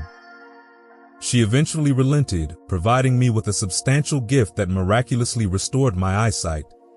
In 1502, I fled the plague in Paris and moved to Louvain, where I declined a professorship offered by Adrian of Utrecht. During my visit to England in 1505, I accompanied John Colet on a pilgrimage to Canterbury. Along the way, Colet offended our monastic guide by suggesting that some of the cathedral's wealth could be used to help the poor.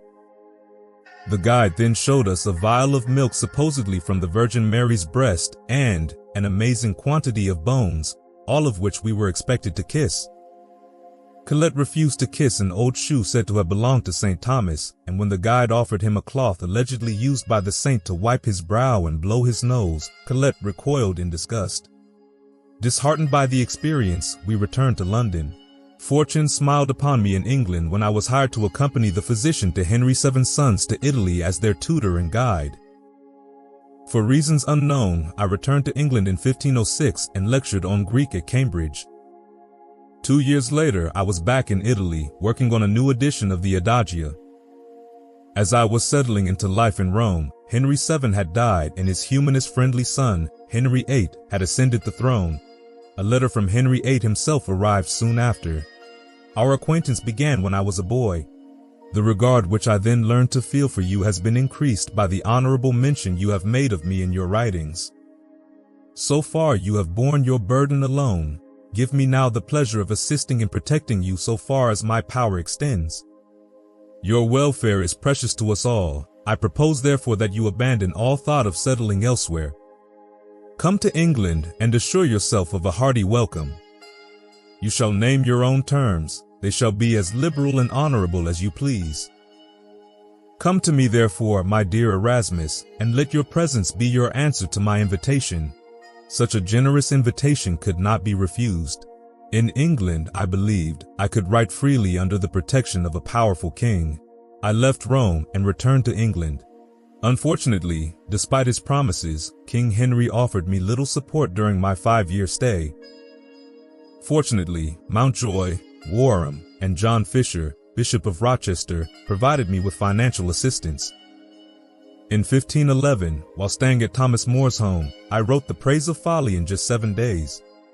The book's title, Encomium Moriae, was a playful pun on More's name, as Moria is Greek for folly. I kept the manuscript for 2 years before having it published in Paris. The Praise of Folly became an instant success, with 40 editions printed during my lifetime and translations into numerous languages. In the book, I explore the concept of folly, not merely as foolishness or ignorance, but also as impulse, instinct, and unlettered simplicity, contrasting it with wisdom, reason, and intellect. The whole human race owes its existence to folly, for what is so absurd as the male's polymorphous pursuit of the female, his feverish idealization of her flesh, his goatish passion for copulation? What man in his senses would pay for such arousal with the lifelong bondage of monogamy? What woman in her senses would pay for it with the trials of motherhood?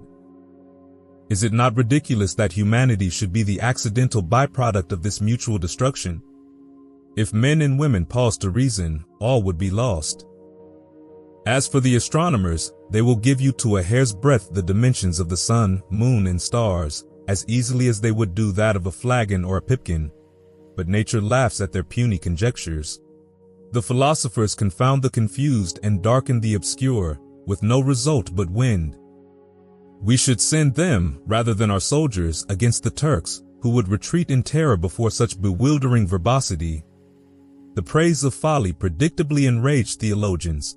However, the satire in this light-hearted attack paled compared to my next work, Julius Exclusus. Published in Paris in 1514, this satirical dialogue portrays the deceased Pope Julius II being denied entry into heaven by St. Peter. Julius Exclusus means Julius excluded from heaven. The following is a conversation from the book. St. Peter, is there no way of removing a wicked pope? Pope Julius, absurd. Who can remove the highest authority of all? A pope can be corrected only by a general council, but no general council can be held without the pope's consent. Thus he cannot be deposed for any crime whatsoever. Peter, not for murder?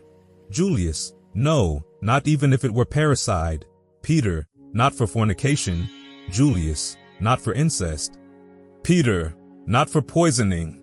Julius, no, nor for sacrilege. Peter, not for all these crimes gathered in a single person. Julius, add 600 more to them.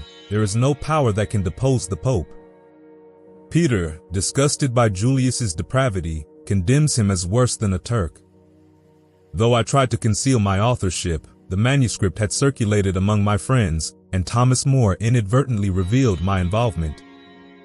The scathing satire resonated with those who yearned for reform, and though I would later try to distance myself from the Reformation, it is clear that I played a role in igniting the flames of rebellion. In 1514, I published another controversial work, Familiarium Colloquiorum Formulae, a collection of dialogues initially intended for teaching Latin, but which also touched upon a wide range of contemporary issues. These dialogues, written in a conversational style, address topics like marriage, morality, and religious practices, often with a satirical edge. In one of the dialogues, I made a prostitute praise monks as her most faithful clients. The book's controversial nature ensured its success, with 24,000 copies sold shortly after publication. Until 1550, it was outsold only by the Bible. In July 1514, I left England and traveled to Basel, where I presented Froben, the printer, with the manuscript for my most significant work, a critical edition of the Greek New Testament with a new Latin translation and commentary. This project, titled Novum Instrumentum, was a labor of love, but also a risky undertaking. It was a bold move to challenge Jerome's Latin Vulgate, which had long been considered the authoritative version of the Bible. To mitigate the risk, I dedicated the work to Pope Leo X. In 1516, I hastily wrote The Education of a Christian Prince, offering advice on how a king should rule. In the dedication to Charles, I wrote, "You owe it to Providence that your realm has been acquired without injury to any. Your wisdom will be best shown if you can keep it in peace and tranquility." I believed monarchy to be the least harmful form of government, fearing the masses as a volatile force and considering revolution a greater evil than tyranny. Nonetheless, I advised my Christian prince to prevent the concentration of wealth, to tax only luxuries, to establish more schools and fewer monasteries, and above all, to avoid war, even against the Turks. I viewed nationalism as a scourge and called for the creation of a universal state. I considered myself a citizen of the world, believing in the unity of humanity and the importance of working for the common good. According to Will Durant, Erasmus' understanding of human nature and international relations was perhaps overly idealistic. He never faced the problem that Machiavelli was dealing with in those same years. whether a state can survive if it practices the morality that it preaches to its citizens. While Erasmus harbored doubts on Christianity, he never explicitly renounced his faith. He lived a celibate life with a single servant, often enjoying the hospitality of wealthy patrons who valued his company for its intellectual stimulation. He enjoyed wine, believing it to be alleviating for his gout and kidney stones. He was often in need of money, partly because he consistently refused positions that would have increased his income but restricted freedom. Physically, he was unimposing, short, thin, pale, with a weak voice and constitution. He could be shameless in my pursuit of patronage and ungrateful for the generosity he received. He held the anti-Semitic views common among Renaissance scholars. Erasmus enjoyed immense fame, perhaps unmatched by any other writer of the time except for Luther. His books were bestsellers, and his ideas resonated with humanists across Europe. In many ways, he embodied the spirit of the Renaissance in humanism. On September 9, 1517, Erasmus wrote to Thomas, Cardinal of York, "In this part of the world I am afraid a great revolution is impending." Less than 2 months later, Martin Luther nailed his 95 Theses to the church door in Wittenberg, and the world would never be the same. Chapter 15, Germany on the eve of Luther. On the eve of Luther's Reformation, Germany stood at a crossroads of prosperity, discontent, and transformation. The final 50 years before the Reformation had brought immense prosperity to Germany's people, except one group, the knights. Once noble warriors, these knights now saw their fortunes decline as tenant farmers and peasants began to rise in social standing. The peasants, however, were restless and growing resentful. They protested against the crushing demands of their lords, the unfair withdrawal of communal lands, and the biased rulings of local courts. Even the taxes imposed upon death angered them, while small landholders fumed over predatory interest rates and ruthless foreclosures. These frustrations erupted into several peasant revolts in the 15th century, their rallying banner the humble farmer's shoe, known as the bun shoe. But there was another revolution underway, not of politics, but of industry. Mining surged, fortunes grew, and currency multiplied, driving Germany towards a new, cash-based economy. Wealth shifted to merchant capitalists as powerful Christian families replaced Jewish moneylenders, reshaping the financial and political landscape. One family, the Fuggers of Augsburg, rose above all others, lending to princes in exchange for land and city revenues, creating immense wealth. By 1500, the Fuggers were Europe's wealthiest family, and Jacob Fugger was a master of business, wielding political influence as easily as he did financial power. Yet for every wealthy merchant and financier, many others struggled. With growing monopolies, market manipulation, and escalating prices, a new economic inequality emerged, one that echoed the extremes of ancient Rome. Meanwhile, free cities like Augsburg, Nuremberg, and Strasbourg became hubs of commerce, law, and culture, blending vibrant German artistry with ideas imported from Italy's Renaissance. The nation, as previously mentioned, was also marked by disorder. The once mighty knights, sidelined by mercenary troops, turned to raiding merchants and waging private wars. Princes and bishops clashed for power, and the Holy Roman emperors, Frederick Maximilian, struggled to bring order. Frederick, more scholar than ruler, watched as territory slipped from his grasp, while Maximilian pursued grand visions of imperial glory, yet found himself hamstrung by resources and focus. Nevertheless, Germans retained their vigor, strength, and zest for life. Described as Europe's healthiest people, they were also unrefined and robust, often indulging in hearty drink and vibrant festivities. Bathhouses were common, engaging in cleanliness and social spirit. Germany's people were far from puritanical. Prostitution was tolerated, marriage often treated as a union of assets, and household authority remained powerful. Durant writes, "Life was unsafe outdoors at night. Petty criminals were as numerous as the pigs and cows that strayed in the street. There was no organized police. Severe punishments were relied upon to deter crime. The penalty for robbery was death, or in mild theft, cutting off the ears. Women who had murdered their husbands were buried alive, or were tortured with red-hot tongs and then hanged. Life was coarse, but charitable. The wealthy offered alms, towns looked after the poor, and every celebration was an occasion for revelry. Meanwhile, the arts flourished. German craftsmen excelled in wood carving, metalwork, painting, and sculpture. The advent of printing transformed German culture, turning cities like Nuremberg and Basel into publishing capitals. Access to knowledge and ideas expanded and humanism emerged. A new German nationalism began to form, challenging both the Holy Roman Empire and the Catholic Church. Meanwhile, German satire became a vehicle for criticism. Durant writes, "Time and again the literature as well as the art showed monks and priests being dragged down to hell. Satire flourished in every literary form." By the early 16th century, the tensions between German identity, financial burdens, and religious disillusionment were reaching a breaking point. As anti-clerical pamphlets circulated and rumors about the papacy spread, the demand for change grew. Germany, teetering on the edge of revolt, awaited a voice to channel this rising dissatisfaction. The stage was set, the passions ignited, and the time had come for Luther's challenge, a moment that would transform not only Germany but the course of European history. Chapter 16. Luther, the Reformation in Germany. On March 15, 1517, Pope Leo X issued an indulgence to fund the completion of St. Peter's Basilica in Rome. Leo, a lover of learning and the arts, but also one known for extravagance, had drained the papal treasury and needed funds to continue the basilica's Julius II's grand project. To raise money, he made agreements with leaders across Europe, promising shared proceeds with rulers of England, France, Spain, and Germany.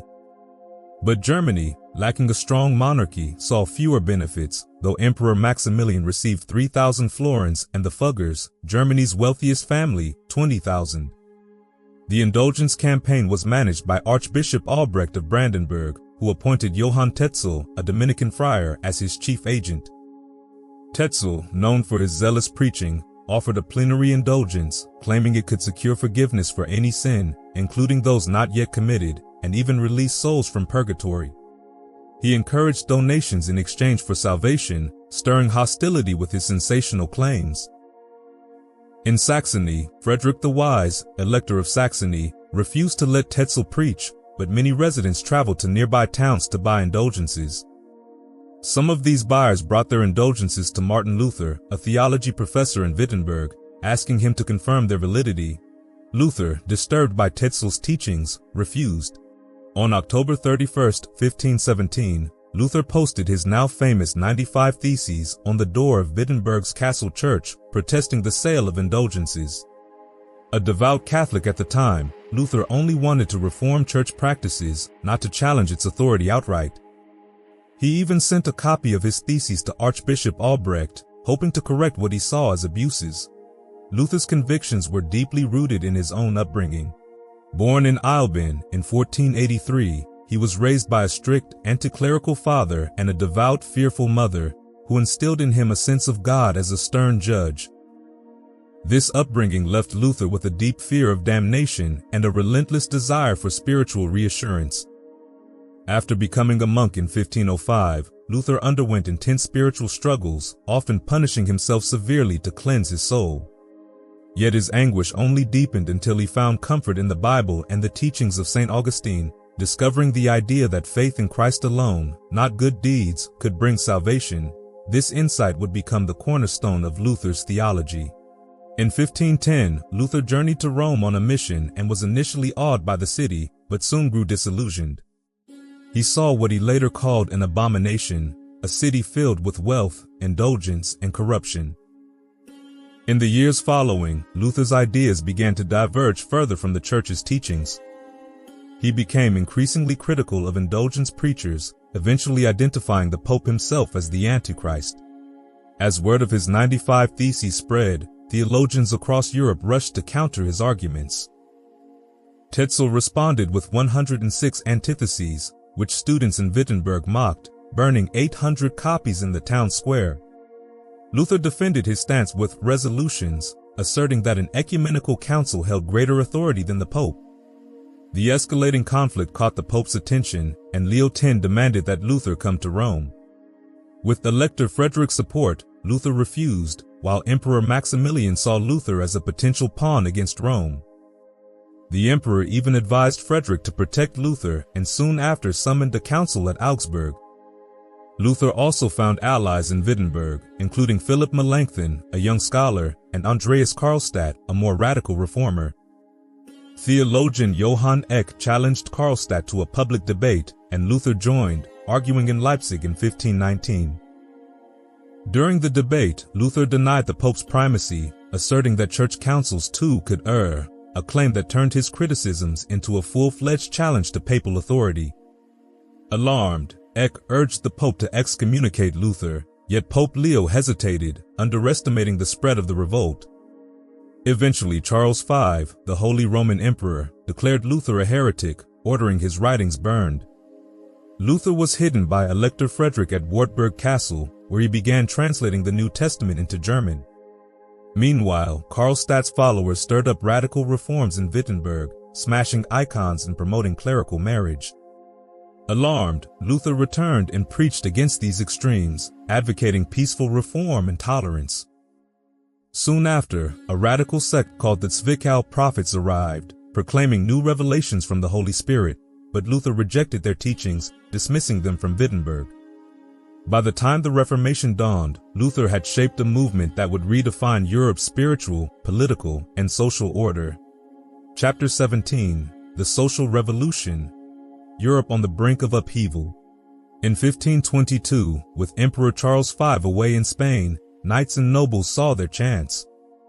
They were impatient to challenge the princes, prelates, and financiers who dominated them. A handful of knights signed a pledge of united action, and with their leader, Franz von Sickingen, they took aim at the Archbishop of Trier, but their call to action fell flat. The people didn't rise up with them. Instead, the Archbishop fought back fiercely, driving Sickingen to retreat to his castle at Landstuhl. There, the forces of the Archbishop and allied princes besieged him, stormed the castle, and struck him down. Sickingen surrendered and died of his wounds in May 1523.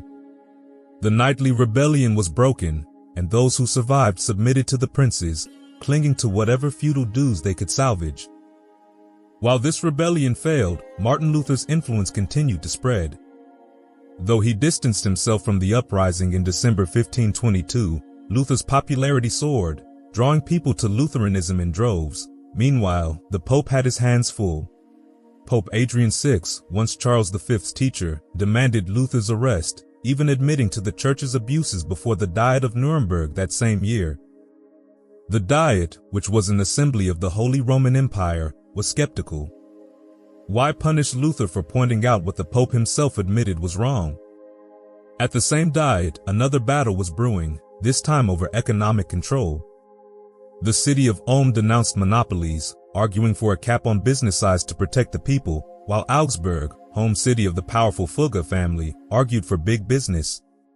Laws were passed to limit the monopolies, but Charles V sided with the merchants, and the regulations were swiftly ignored. And then, the social revolution erupted. The religious ideas unleashed by Luther gave Germany's peasants new language for their long-held grievances. Across the land, pamphlets circulated, calling for radical change and for the poor to share in Germany's growing prosperity. By the end of 1524, some 30,000 armed peasants were refusing to pay taxes or feudal dues, and in early 1525, they formalized their demands in the 12 Articles. By spring 1525, the German countryside was ablaze with rebellion. Communes seized control, and lords and bishops were forced to agree to reforms. The first major clash came on April 4, 1525, at Leipheim, where peasants led by Jacob Wie took over the town. Celebrating their victory, they were caught off guard by the Swabian League, who crushed their forces and executed the leaders. At Weinsberg, rebels besieged the hated Count Ludwig von Helfenstein after he massacred a peasant delegation.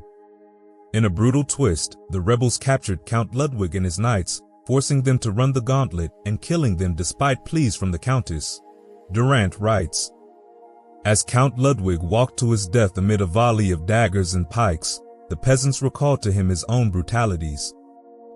You thrust my brother into a dungeon because he did not bare his head as you passed by. You harnessed us like oxen to the yoke. You caused the hands of my father to be cut off because he killed a hare on his own field." During the next half hour, the 16 knights were similarly laid to rest. The countess was allowed to retire to a convent. As the revolt spread, monasteries were sacked, Protestant preachers brought in, and bishops' castles plundered. In May 1525, Martin Luther broke sharply with the peasants. He published a pamphlet condemning their violence and calling for rulers to restore order by force, even if it meant killing. Luther rejected communistic ideas, arguing that true Christian sharing must be voluntary. By then, the revolt had reached a fever pitch. The Swabian League, which was a military alliance of imperial states, led a ruthless campaign, executing rebels and burning towns. By month's end, 20,000 peasants had been killed in Alsace alone. Alsace is on the border of modern-day Germany and Switzerland. The rebellion was crushed, leaving a bloody trail across Germany. An estimated 130,000 peasants perished, thousands more were executed, and many towns lay in ruins. For Germany's peasants, the uprising was a catastrophe, strengthening serfdom and weakening the Reformation as many turned back to Catholicism in disgust. Luther defended his actions, arguing that social order was paramount, and only the state could ensure justice. But the seeds of radical thought had taken root.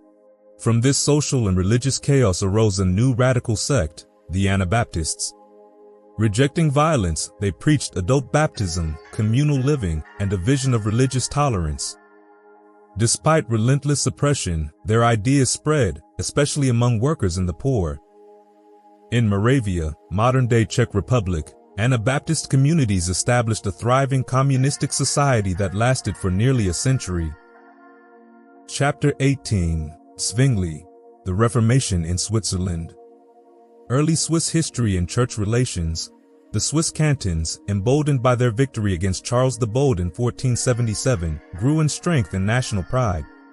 They resisted Maximilian's attempts to bring them under the Holy Roman Empire and expanded their confederation. New cantons joined, bringing the total to 13. Internal disputes almost led to civil war, but were resolved through the intervention of Nicolaus von der Flue. Despite their republican structure, democracy wasn't complete, with some cantons holding smaller communities as voiceless vassals.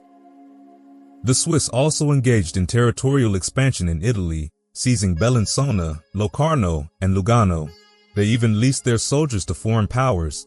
However, after their defeat at the Battle of Marignano in 1515, the Swiss shifted towards neutrality, focusing on internal development.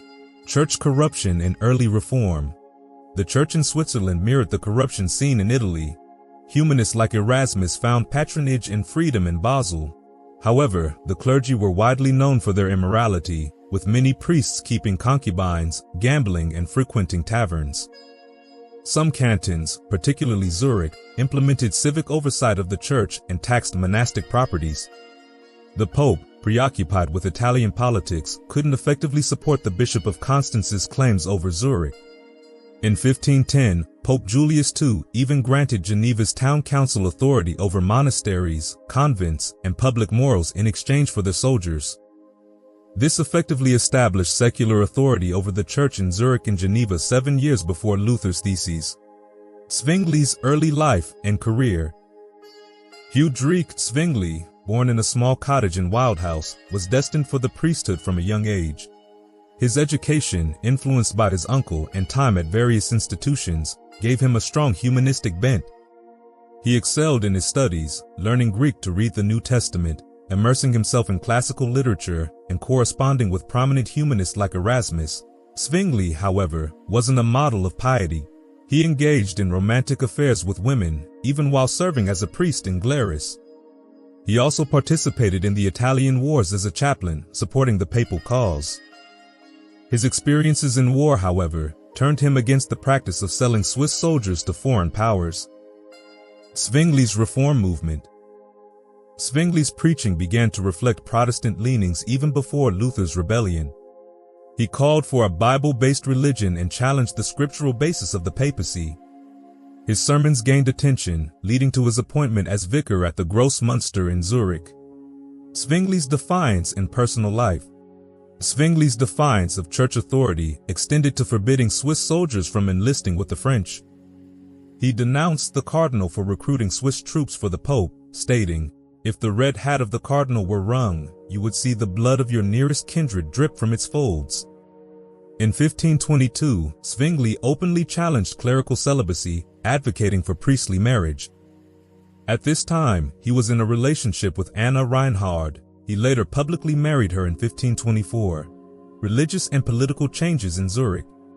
The Zurich Council, under Zwingli's influence, allowed clerical marriage and ordered the removal of all religious images, relics, and ornaments from churches, adhering strictly to the Second Commandment. Even organs were removed, leaving the gross minster starkly bare. While Zwingli's Protestantism held a tolerant view of images that weren't worshipped, he condoned their removal as a measure against idolatry. Catholics in Zurich retained some civil rights but were barred from public office. Attendance at Mass was penalized, and Lenten practices were forbidden. Monasteries and convents were closed or repurposed, with monks and nuns transitioning into secular life, often marrying. Saints' days, pilgrimages, holy water, and masses for the dead were abolished. By 1524, the Reformation in Zurich under Zwingli had surpassed Luther's reforms in Wittenberg in its scope and speed. Religious division and conflict.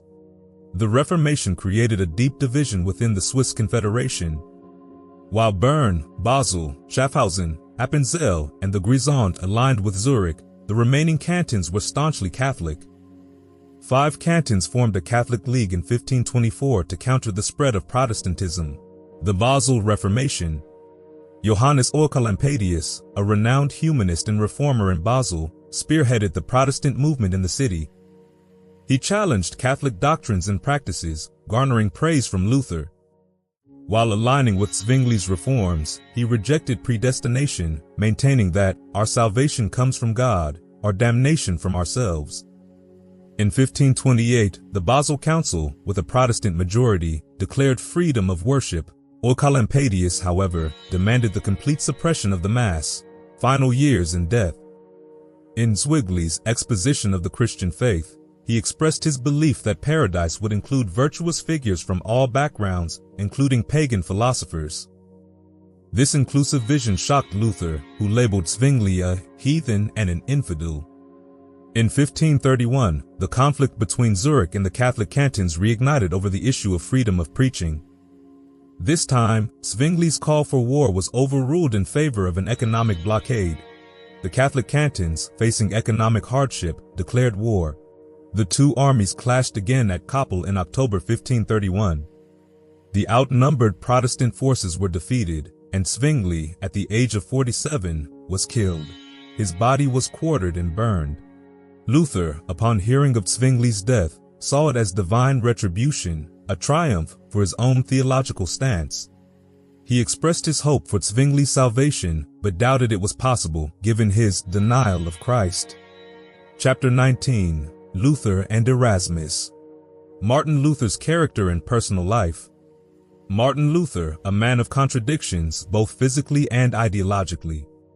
Transitioning from slender to stout, nose immense, eyes black and brilliant, his enemies said that demons shone in them. Ideologically, he had the traditional and German conception of woman as divinely designed for childbearing, cooking, praying, and not much else. Take women from their housewifery, and they are good for nothing. If women get tired and die of bearing, there is no harm in that. Let them die as long as they bear.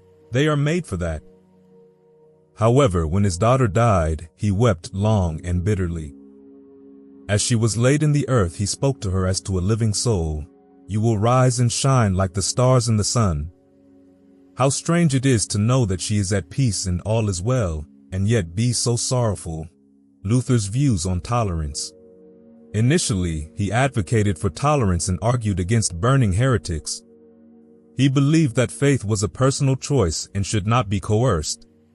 However, as his power grew, his stance shifted towards intolerance, particularly against Jews. He used the Bible to justify the death penalty for heretics. Towards the end of his life, he returned to advocating tolerance, other reformers and intolerance.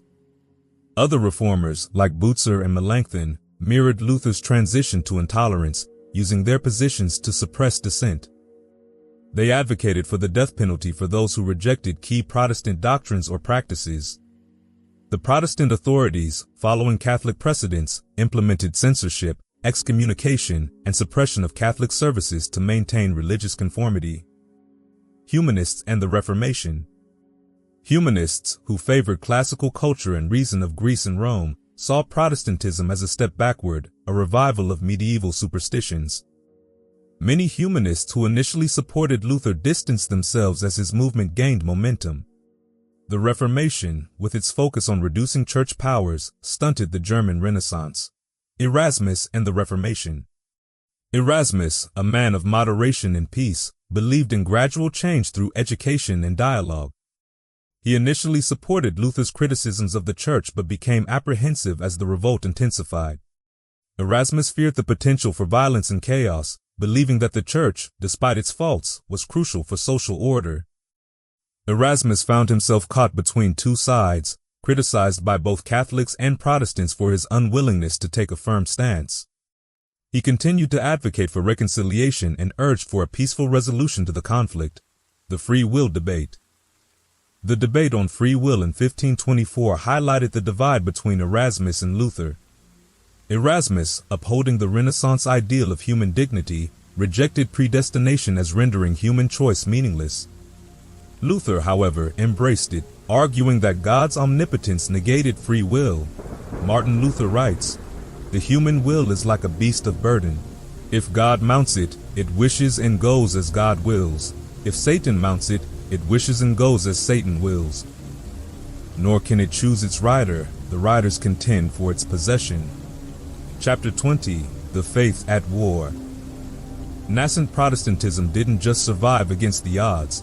It thrived thanks to a perfect storm of intellectual, economic, and political factors. While fresh theological ideas brought new energy, it was economic interests and shifting power dynamics that secured Protestantism's foothold. In Germany, resentment toward foreign control over wealth, especially papal and Italian influence, fueled the desire for independence. German leaders sought to harness church property for secular use and resisted the emperor's authority over their regions. On the political stage, the Ottoman Empire's rapid expansion threatened Europe, forcing Charles V and Archduke Ferdinand to seek a united German front. Charles, juggling multiple conflicts and often at odds with the Pope, had limited resources to impose religious uniformity by force. By 1527, what had been seen as heresy was now embraced by nearly half of Germany. Cities, sensing the economic benefits, adopted Protestantism to escape papal taxes, acquire church lands, and assert greater autonomy. At the same time, many citizens found themselves drawn to the movement's emphasis on simpler, sincere faith. Specific cities stand as emblematic examples of this shift. By 1530, Protestantism had reached a critical mass in northern Germany, where some cities saw iconoclastic riots, a reaction against the church's use of relics and imagery for financial gain. Hungary's political landscape became an indirect catalyst for Protestant expansion. The young and ill-fated Louis II left Hungary vulnerable, and Ottoman invasions devastated the country, pushing some nobles to seek protection from Ferdinand. Suleiman's march toward Vienna forced Charles V to maintain Protestant alliances as a united German front against the Turks. During this momentary calm, Protestantism diversified further, with Luther acknowledging the emergence of numerous sects. Catholics saw these divisions as evidence of chaos stemming from free interpretation. The Protestant Reformation grew more confident, even to the point of demanding the Catholic Church embrace their doctrines. With the failure of this reconciliation, Protestantism had by now matured into a structured church referred to as evangelical by Luther. Chapter 21, John Calvin. John Calvin's life was a journey of unrelenting devotion, conviction, and controversy, a journey that would shape Protestantism for centuries to come. Born in 1509 in Noyon, France, Calvin grew up with expectations set high by his father, who worked within the church and planned a religious career for his sons. However, as fate would have it, one son turned heretic, another died without sacraments, and John Calvin would become one of the Reformation's most influential thinkers. Calvin first distinguished himself at the University of Paris, known for his piety and academic rigor. At Orleans, France, he studied law, finding it intellectually superior to other disciplines. It was the stirring ideas of the Reformation that soon captivated him. Calvin absorbed the writings of Martin Luther, and when Nicolas Cop, rector of the University of Paris, delivered a speech in favor of reform, a speech Calvin may have helped write, the backlash was fierce. Calvin had to flee Paris. This flight would set him on a new course, eventually leading to Basel, where, at the age of 26, he wrote Institutes of the Christian Religion, the Institutes, and Calvin's Theology. Institutes of the Christian Religion became Calvin's theological masterpiece, expanding with each edition to eventually reach over 1,100 pages. It was a systematic vision of Protestant doctrine, setting a high intellectual standard that appealed widely. Calvin's opening letter to King Francis I of France aimed to convince the monarch to protect Protestants. He distanced them from radical Anabaptists, arguing that Protestant reformers were loyal patriots who wanted only fair judgment for their cause. Central to Calvin's theology, God's sovereignty and predestination. Calvin believed that God's control over creation was absolute, leading him to the doctrine of predestination. According to Calvin, God had predetermined some souls for salvation and others for damnation, entirely by his will, unrelated to any human merit. Calvin acknowledged this doctrine was harsh, even calling it a horrible decree, yet felt it was necessary to honor God's foreknowledge. Total depravity. For Calvin, human nature was hopelessly corrupted by sin, stemming from the original sin of Adam and Eve. In Calvin's view, people couldn't earn salvation through their own efforts. Salvation by grace. Calvin taught that salvation was a pure gift from God, received through faith in Jesus Christ, and even this faith was a gift given only to the elect. Scriptural authority. Calvin regarded the Bible as the ultimate authority, above all tradition or ecclesiastical decree. In his eyes, the Bible was infallible, inspired directly by God, and the sole foundation for faith and life. Calvin's influence on the Reformation. Calvin's Institutes became a guide for Protestants across Europe and beyond, Switzerland, France, Scotland, England, even North America. Each of these places would soon feel his influence. Despite Calvinism's doctrine of human helplessness, it inspired a resilient spirit in its followers. Predestination, though stern, brought assurance and purpose, shaping a rigorous, disciplined lifestyle consistent with one's perceived election.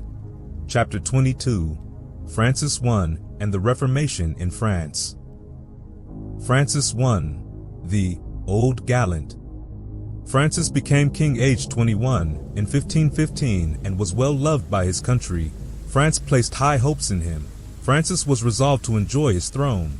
He had little Latin and no Greek. He was reckless, impetuous, and easily influenced by favorites and mistresses.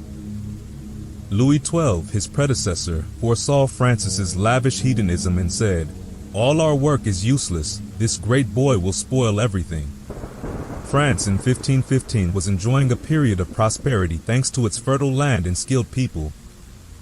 The population was around 16 million, making it the most populous country in Europe. Paris was the largest city in Europe after Constantinople. The social structure was semi-feudal, with most peasants owning the land they tilled. Inflation eased the burden of traditional money debts and allowed peasants to buy land from the nobility, contributing to rural prosperity and contentment. Commerce was hampered by poor roads and tolls levied by local lords.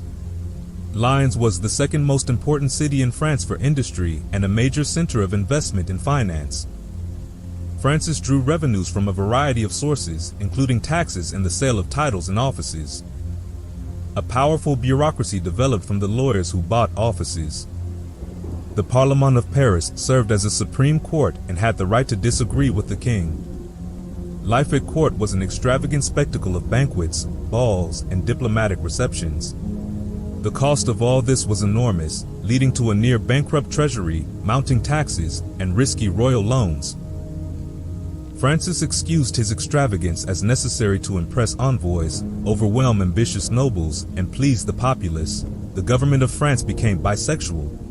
Francis, while ruling with apparent absolute power, was easily swayed by the women in his life, his mother, his sister, his mistress, and even his wife. Adultery became a mannerly art at court, and the clergy adjusted accordingly. Lutheran ideas spread into France via students and merchants. Workingmen embraced the New Testament as a revolutionary document.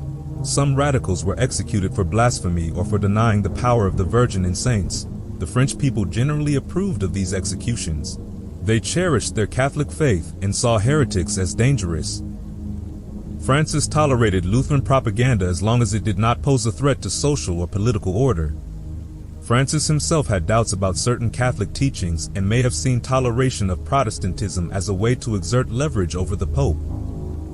He admired Erasmus and agreed with him about the need for education and reform, but not at the cost of dividing the people. Francis wavered in his support of reform, sometimes cracking down on Protestants and sometimes seeking reconciliation with them. Two events pushed him back towards orthodoxy. In 1527, the clergy voted him a large sum of money and requested a firmer stand against heresy, to which he agreed.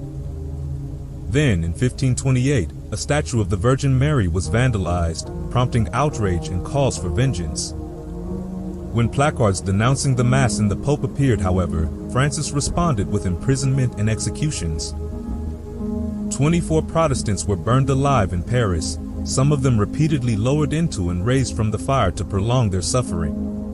Francis continued to vacillate in his policies towards Protestants, sometimes seeking alliances with them and sometimes persecuting them. The darkest disgrace of his reign was the persecution of the Vaudois.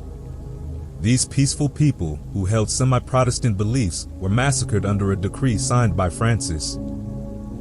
Thousands were killed, villages were burned, and women and children seeking refuge in a cave were asphyxiated by a fire built at its mouth. Protestant Switzerland and Germany raised horrified protests. Spain sent Francis congratulations. Francis's rivalry with Charles V, Holy Roman Emperor, was a defining feature of his reign. He challenged Charles's right to Milan and other territories. In 1515, he led a successful campaign over the Alps into Italy, where he defeated the Swiss mercenaries. He entered Milan as its master and signed a treaty with Pope Leo X.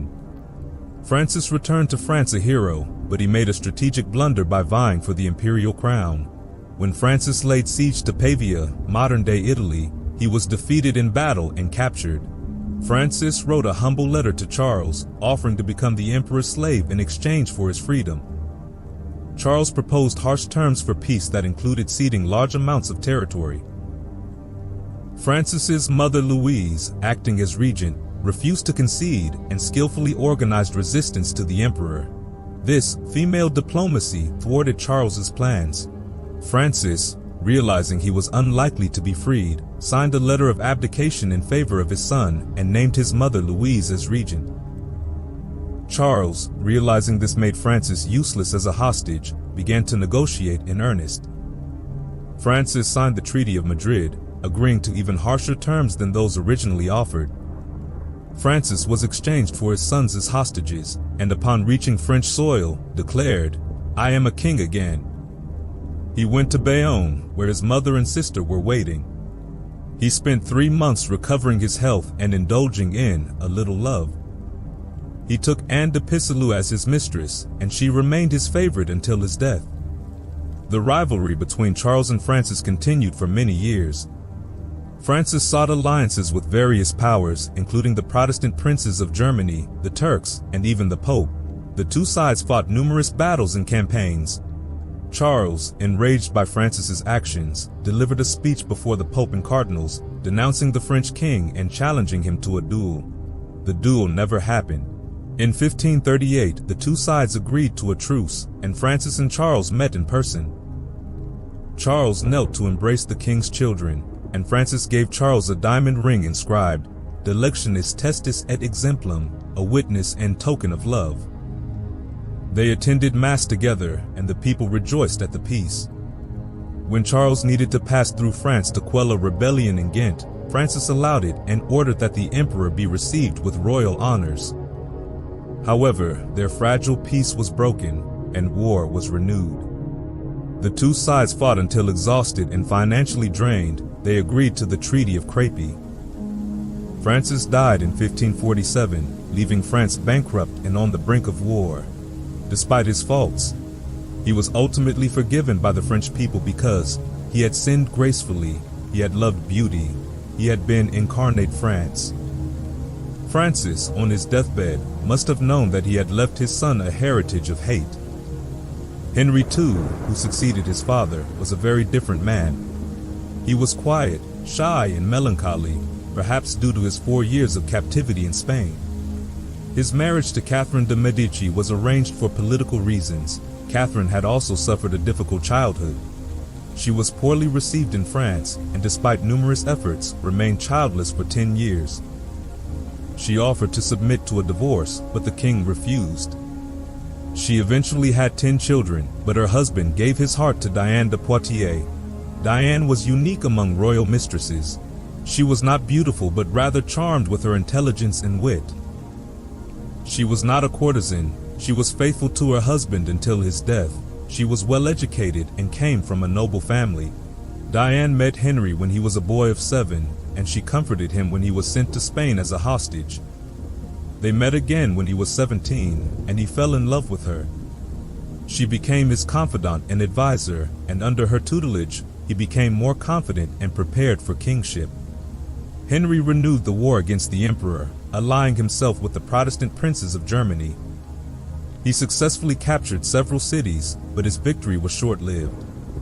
After suffering a major defeat at the Battle of Saint-Quentin in 1557, Henry was forced to sign a treaty. The treaty restored peace, but it was an uneasy one. During a celebratory tournament, Henry was accidentally killed by a lance to the eye. Chapter 23. Henry VIII and Cardinal Wolsey. West of France, in England, another Henry sat on the throne. Henry VIII, a youthful king of 18, ascended the English throne in 1509. He was a man of many talents, excelling in sports, music, and even theology. Everyone adored him, and his reign promised a golden age. Henry, still inexperienced in international politics, relied heavily on the guidance of Cardinal Wolsey. Born of humble origins, Wolsey quickly rose through the ranks due to his shrewd political maneuvering and administrative talent. Wolsey's chancellorship marked a successful period for English diplomacy. He orchestrated alliances and peace treaties, using England's position to balance power between the Holy Roman Empire and France. This culminated in the extravagant meeting of Henry VIII and Francis I on the Field of the Cloth of Gold in 1520.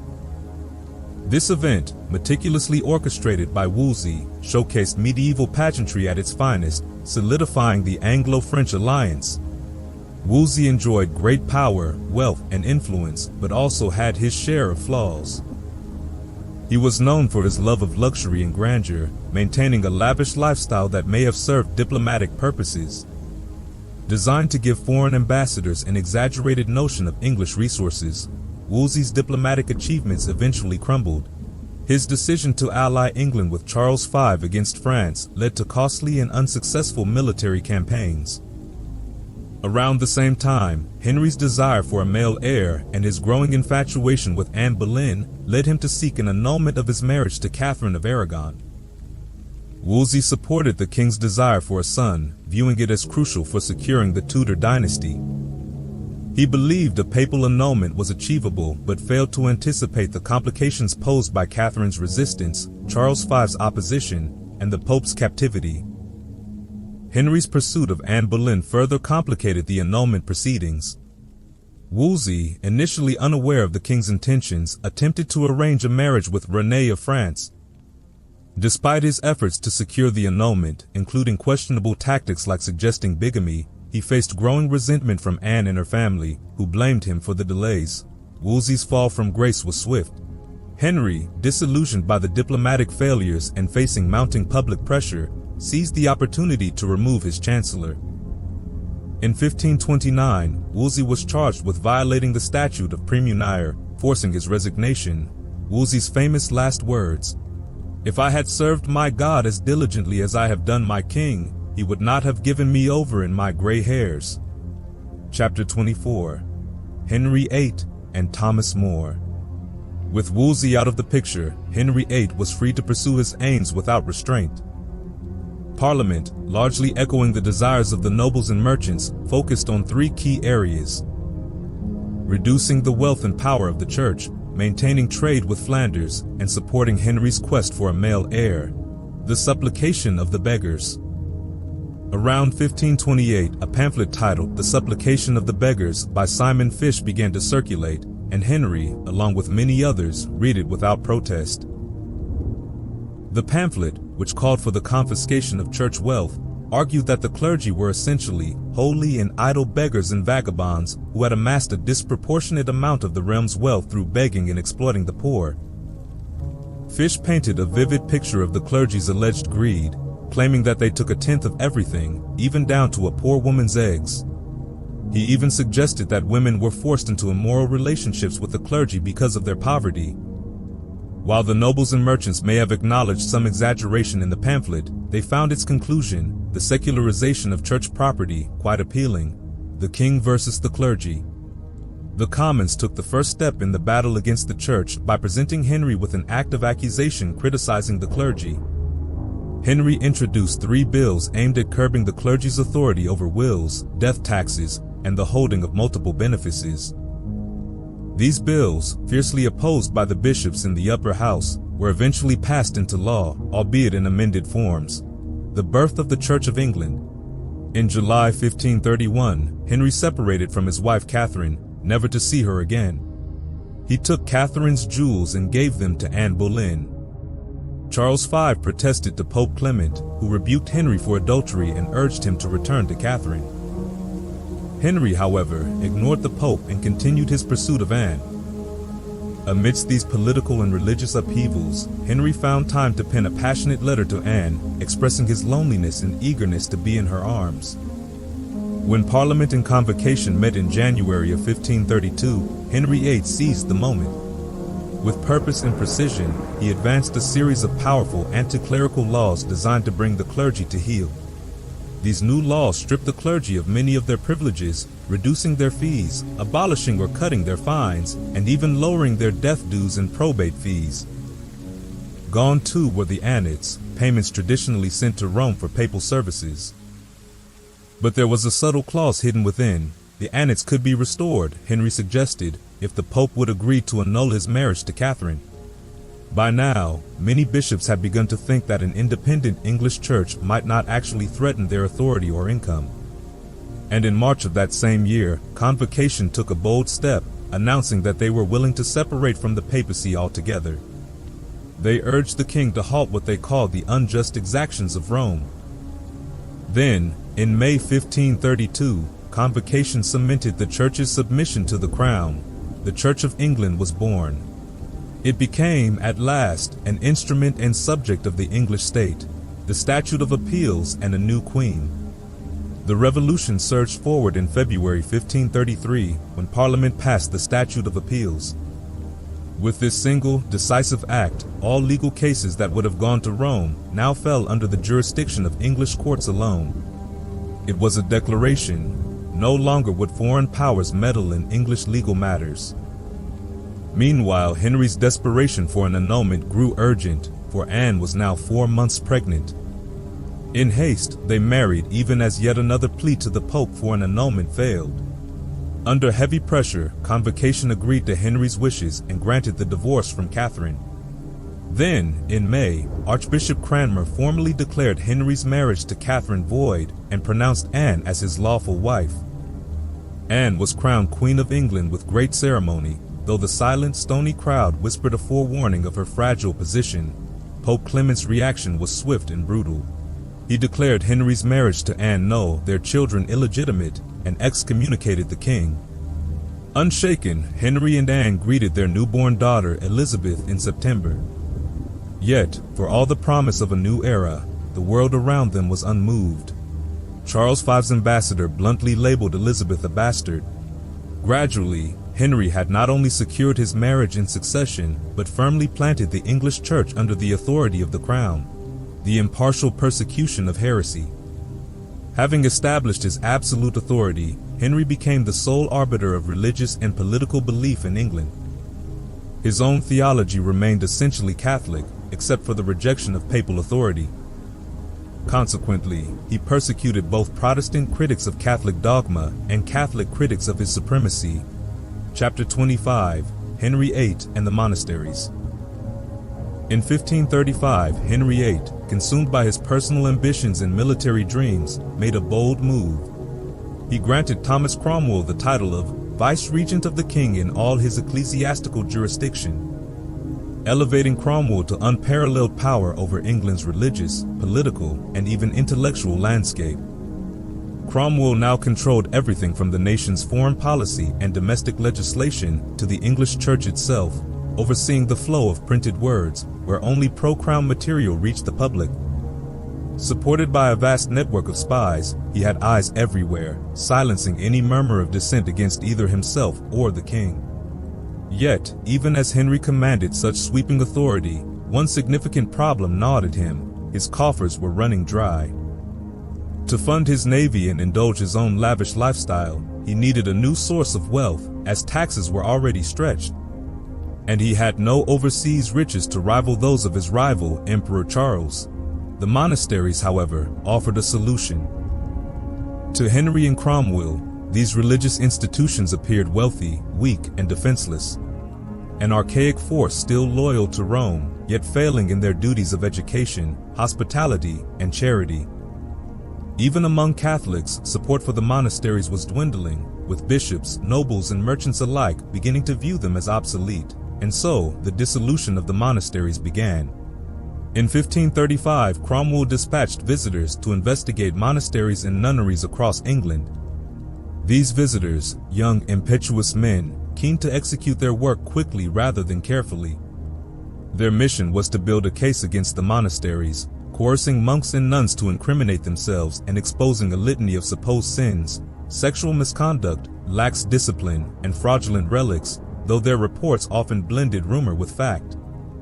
In 1536, Cromwell presented his damning findings, compiled in a now lost Black Book, to Parliament, recommending that monasteries and convents with annual incomes under £200 be closed. With Cromwell's sway over Parliament, the decision was swiftly made, and a court of augmentations was established to oversee the seized wealth. The seizure of monastic lands and treasures did not sit well with everyone.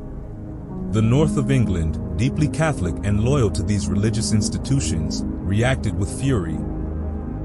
In October 1536, a visitor was attacked in the town of Louth, his documents burned, and he was forced to swear allegiance to the local commons. From here, a rebellion erupted, with towns demanding the restoration of monasteries. Within days, an army of 60,000 strong had gathered in Lincoln. Henry's response was swift and merciless, rebuking the rebels for their ingratitude and demanding their surrender. But this was only the beginning. In Yorkshire, the Pilgrimage of Grace uprising took shape. The rebels seized York, reopened monasteries, and presented Henry with a list of demands: a return to Rome, suppression of heresy, and restoration of the monasteries. The rebellion shook England to its core, threatening civil collapse and emboldening Catholic powers abroad. Henry, desperate to defuse the rebellion, invited the leader of the rebellion to London, offering safe passage and promises of reform. Yet it was a deception. Once he arrived, Henry imprisoned him, and with their leader gone, the rebellion crumbled, paving the way for Henry to exact revenge on those who defied him. Promises of pardon were revoked, and Henry ordered dreadful execution for all rebels, particularly targeting monks and canons. With opposition ruthlessly crushed, Cromwell continued his work, dismantling every remaining monastic institution in England. By 1540, all 578 monasteries and 130 convents had been seized, their assets flowing into Henry's coffers.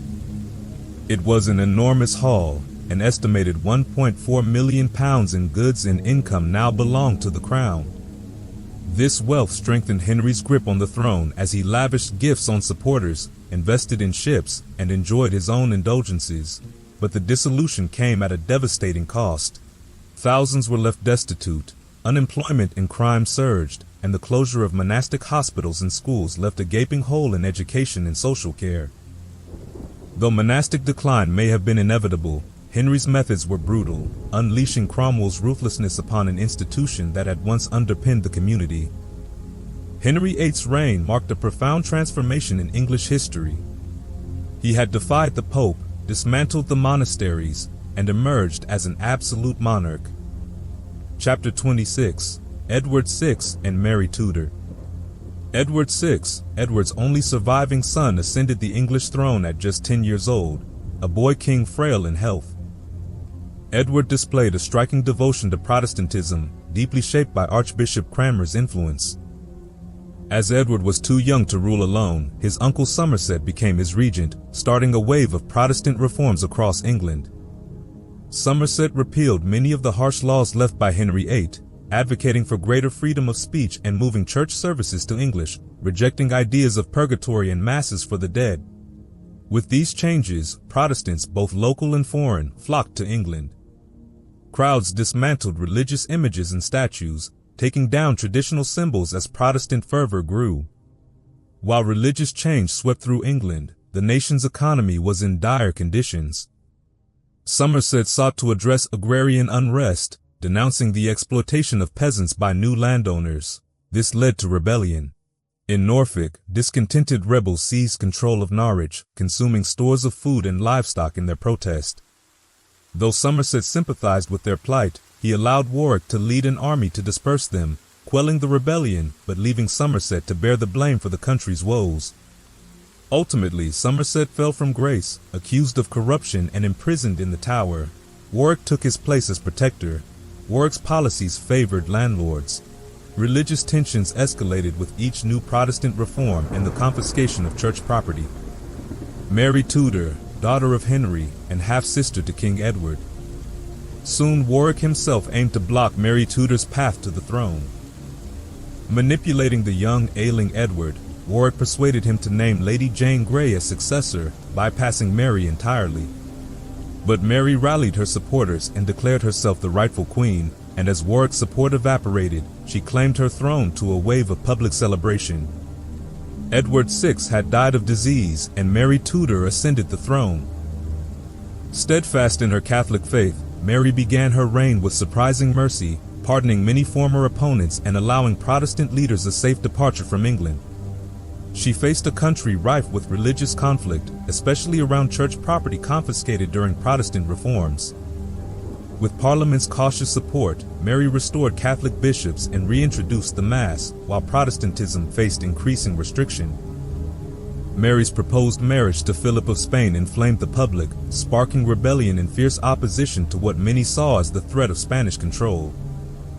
Displaying unexpected resolve, Mary addressed her people, promising to reconsider the marriage if it was their will, but rebellion forces soon fell, and the rebellion only steeled Mary's resolve. Mary's rule grew harsher as she began to view religious dissent as a threat to national unity. The rebellion, along with mounting religious defiance, drove her to abandon her earlier leniency. Executions followed, and Mary, deeply fearful of opposition, imprisoned her own sister Elizabeth, suspecting her of collusion. Her marriage to Philip followed, though his presence in England was fleeting, and Mary's hopes for an heir faded with a heartbreaking false pregnancy.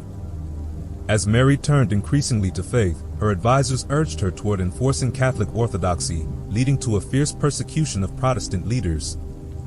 Cranmer, Ridley, and Latimer, pillars of Protestant England, were tried for heresy, all meeting their end at the stake.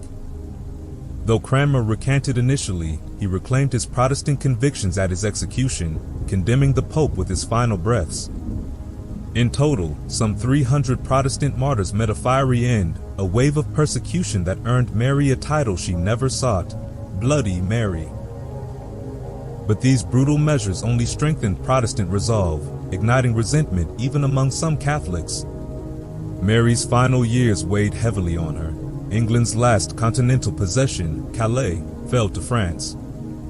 When plague struck, Mary, increasingly isolated and disheartened, sent the crown jewels to Elizabeth, ensuring a peaceful succession despite their religious differences. Chapter 27: The Story of Scotland. The Highlands, harsh and unforgiving, bred a hardy people steeped in clan loyalty and feudal ties, while the fertile lowlands lay open to waves of English invasion. By the dawn of the 1500s, the Scots were a blended people, Celtic, Norse, Anglo-Saxon, a proud, fierce nation known for their bravery. Yet, due to the land's poverty, literacy was rare and clan rivalries ran deep, dividing the nation and leaving Parliament dominated by powerful nobles like the Douglases, whose private armies often rivaled the crown's own. Before the Reformation, Scotland's economy was simple, its cities small, and its church overwhelmingly influential, holding immense wealth and sway over people's lives. By the end of the 15th century, the church's income matched that of the entire Scottish nobility combined, yet within this religious institution lay signs of decline, both in morals and discipline. The scandalous lives of figures like Cardinal Beaton and Archbishop Hamilton, each fathering illegitimate children, exposed the corruption of a church already strained by societal change. The nobles, resentful of the church's wealth, eyed its lands, setting the stage for a Reformation motivated as much by politics and power as by faith. For Scotland, survival often meant resisting English encroachment, leading to an alliance with France and a string of decisive events. The Scots fiercely defended their sovereignty, with generations of kings striving for peace, yet drawn again and again into bitter conflict with England. The Scottish Parliament, gradually moving away from Catholic France, adopted the Confession of Faith, renouncing papal authority and establishing Calvinism as the official faith of Scotland. The Reformation Parliament seized church lands, outlawed the Mass, and closed monasteries. The Scottish Reformation, compared to other nations, achieved sweeping changes with far less bloodshed, steering Scotland toward unity and stability. Religious icons vanished, pilgrimages ended, and traditional feast days faded, giving way to a sober, disciplined faith. Chapter 28: The Migrations of Reform. By 1500, the Church in Scandinavia wielded vast economic and political power, especially in Denmark, where it owned half the land and exempted clergy from taxes. In Sweden, however, a nationalist party opposed both the Church's influence and the Scandinavian Union of Kalmar, which linked the kingdoms of Denmark, Norway, and Sweden under a single monarch. When Sten Sture the Younger, Sweden's regent, deposed the Unionist Archbishop Gustav Trolle, the conflict escalated. Pope Leo X intervened, and Denmark's Christian II invaded Sweden, capturing Sture's widow and solidifying his control. In a shocking display of power, Christian II celebrated his coronation by executing 70 Swedish nobles and clergy who had supported Sture. This massacre, known as the Stockholm Bath of Blood, stunned the nation, forever associating the church with betrayal and brutality. But Christian's brutal methods backfired, laying the foundation for the rise of a young Swedish noble, Gustavus Vasa. Gustavus, a former hostage of the Danish king, had studied at Uppsala and served in Sture's court. Escaping Denmark, he returned to Sweden and, upon hearing of the Stockholm massacre, set out to rally the Swedish people against Danish rule. Gustavus's journey to Dalecarlia, where he sought to gather support, was filled with danger and close calls, but his resilience and the tales of Christians' cruelty won over the peasants. With a small band of Highland supporters, he began a relentless campaign, leading his followers in guerrilla tactics, capturing fortresses and liberating regions from Danish control. As Gustavus's influence grew, so did his army, and with the support of Lübeck's warships, he struck a decisive blow against Danish forces. In victory, Gustavus Vasa was declared King of Sweden, marking the end of the Union of Kalmar and the dawn of the Vasa dynasty. But the war had left Sweden in tatters, and Gustavus faced the daunting challenge of rebuilding a nation, governing a defiant nobility, and paying off Sweden's mounting debts to Lübeck. He turned to Sweden's wealthiest institution, the church, when the clergy offered only minimal support. Gustavus considered drastic measures, inspired by the German princes who had begun seizing church lands under the Reformation. At that time, the ideas of Martin Luther were spreading across Europe, and in Sweden, Lutheran ideas found a passionate advocate in Olaus Petri, a deacon who had studied with Luther in Wittenberg. Sensing an opportunity, Gustavus allowed these ideas to flourish, appointing Petri and other reformers to key posts, even commissioning a Swedish translation of the Bible.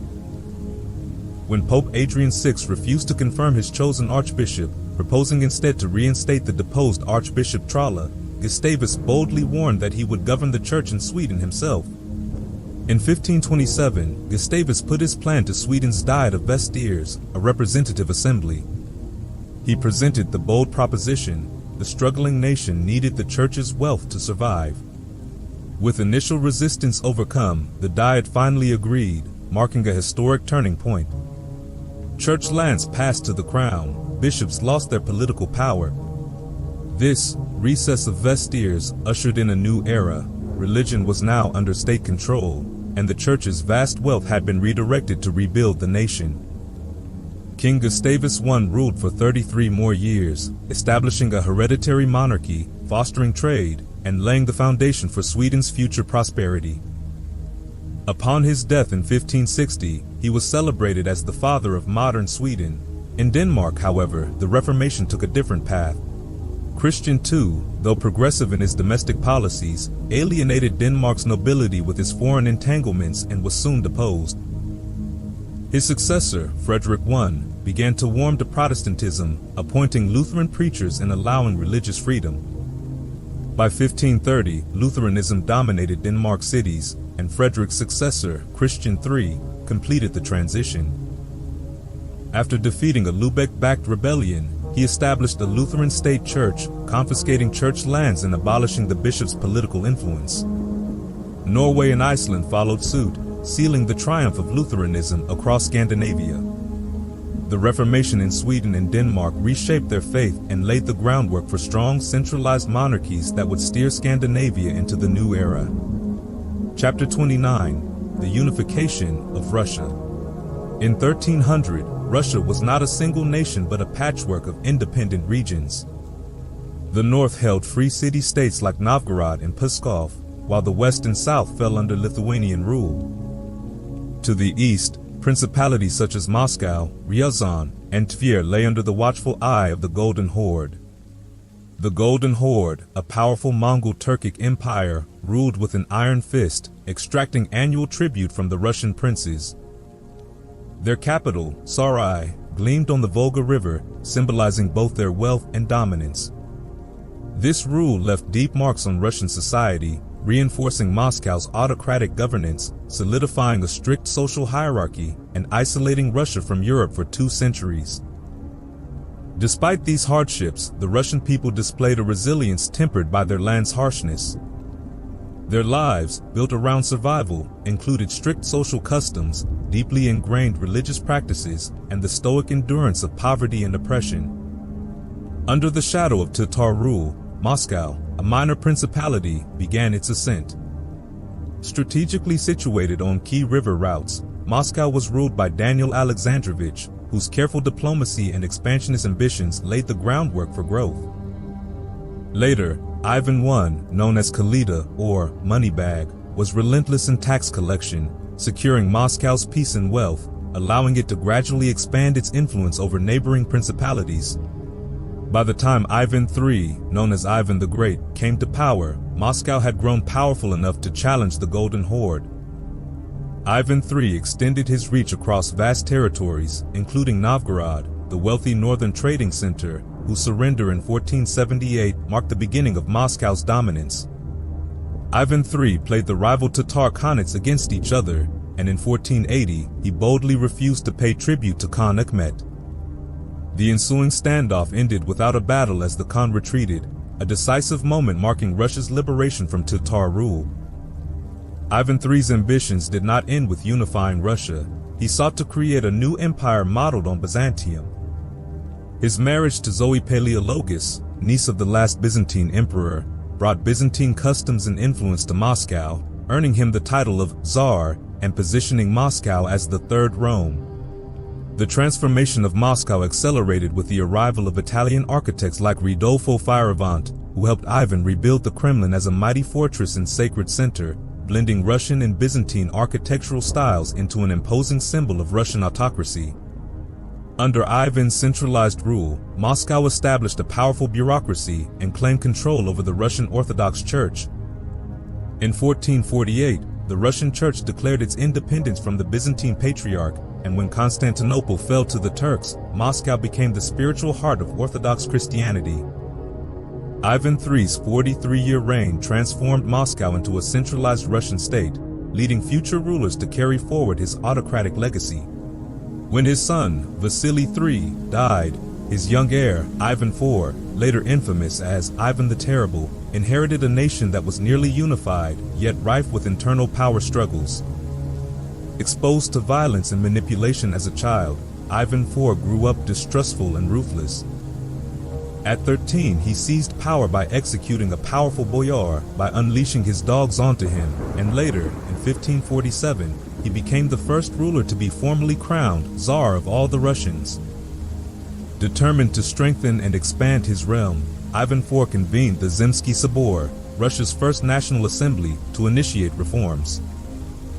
Inspired by the Reformation's debates on church wealth, the assembly limited church land acquisitions and reigned in its power.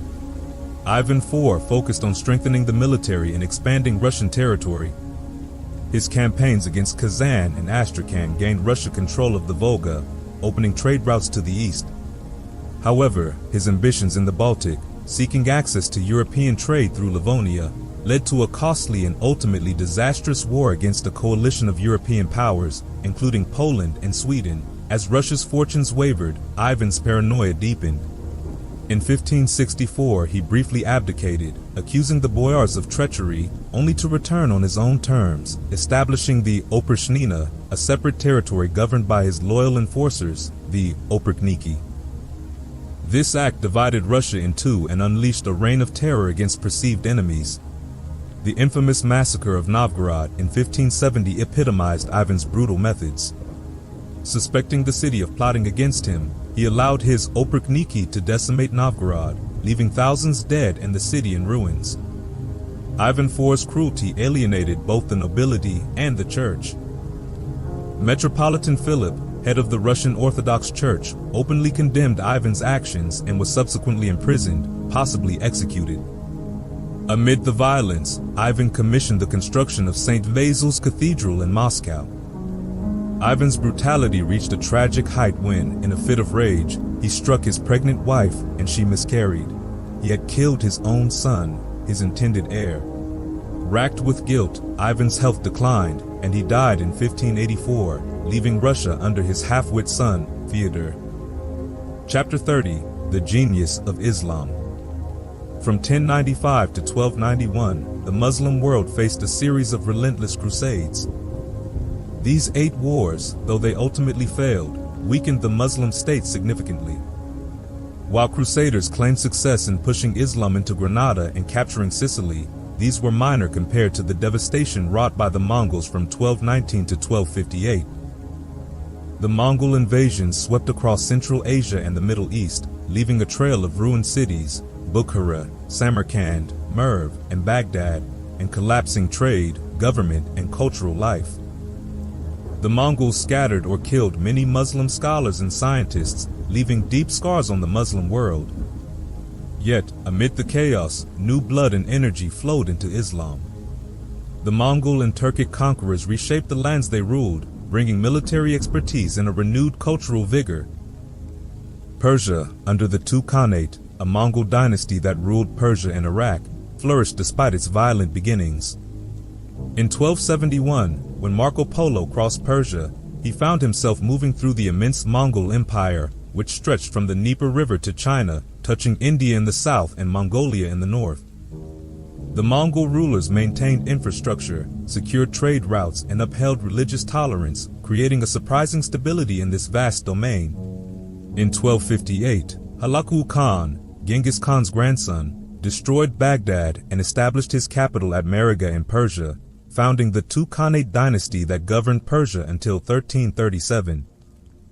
The most remarkable Khan ruler, Ghazan Khan, transformed Persia into an independent state with Tabriz as its capital.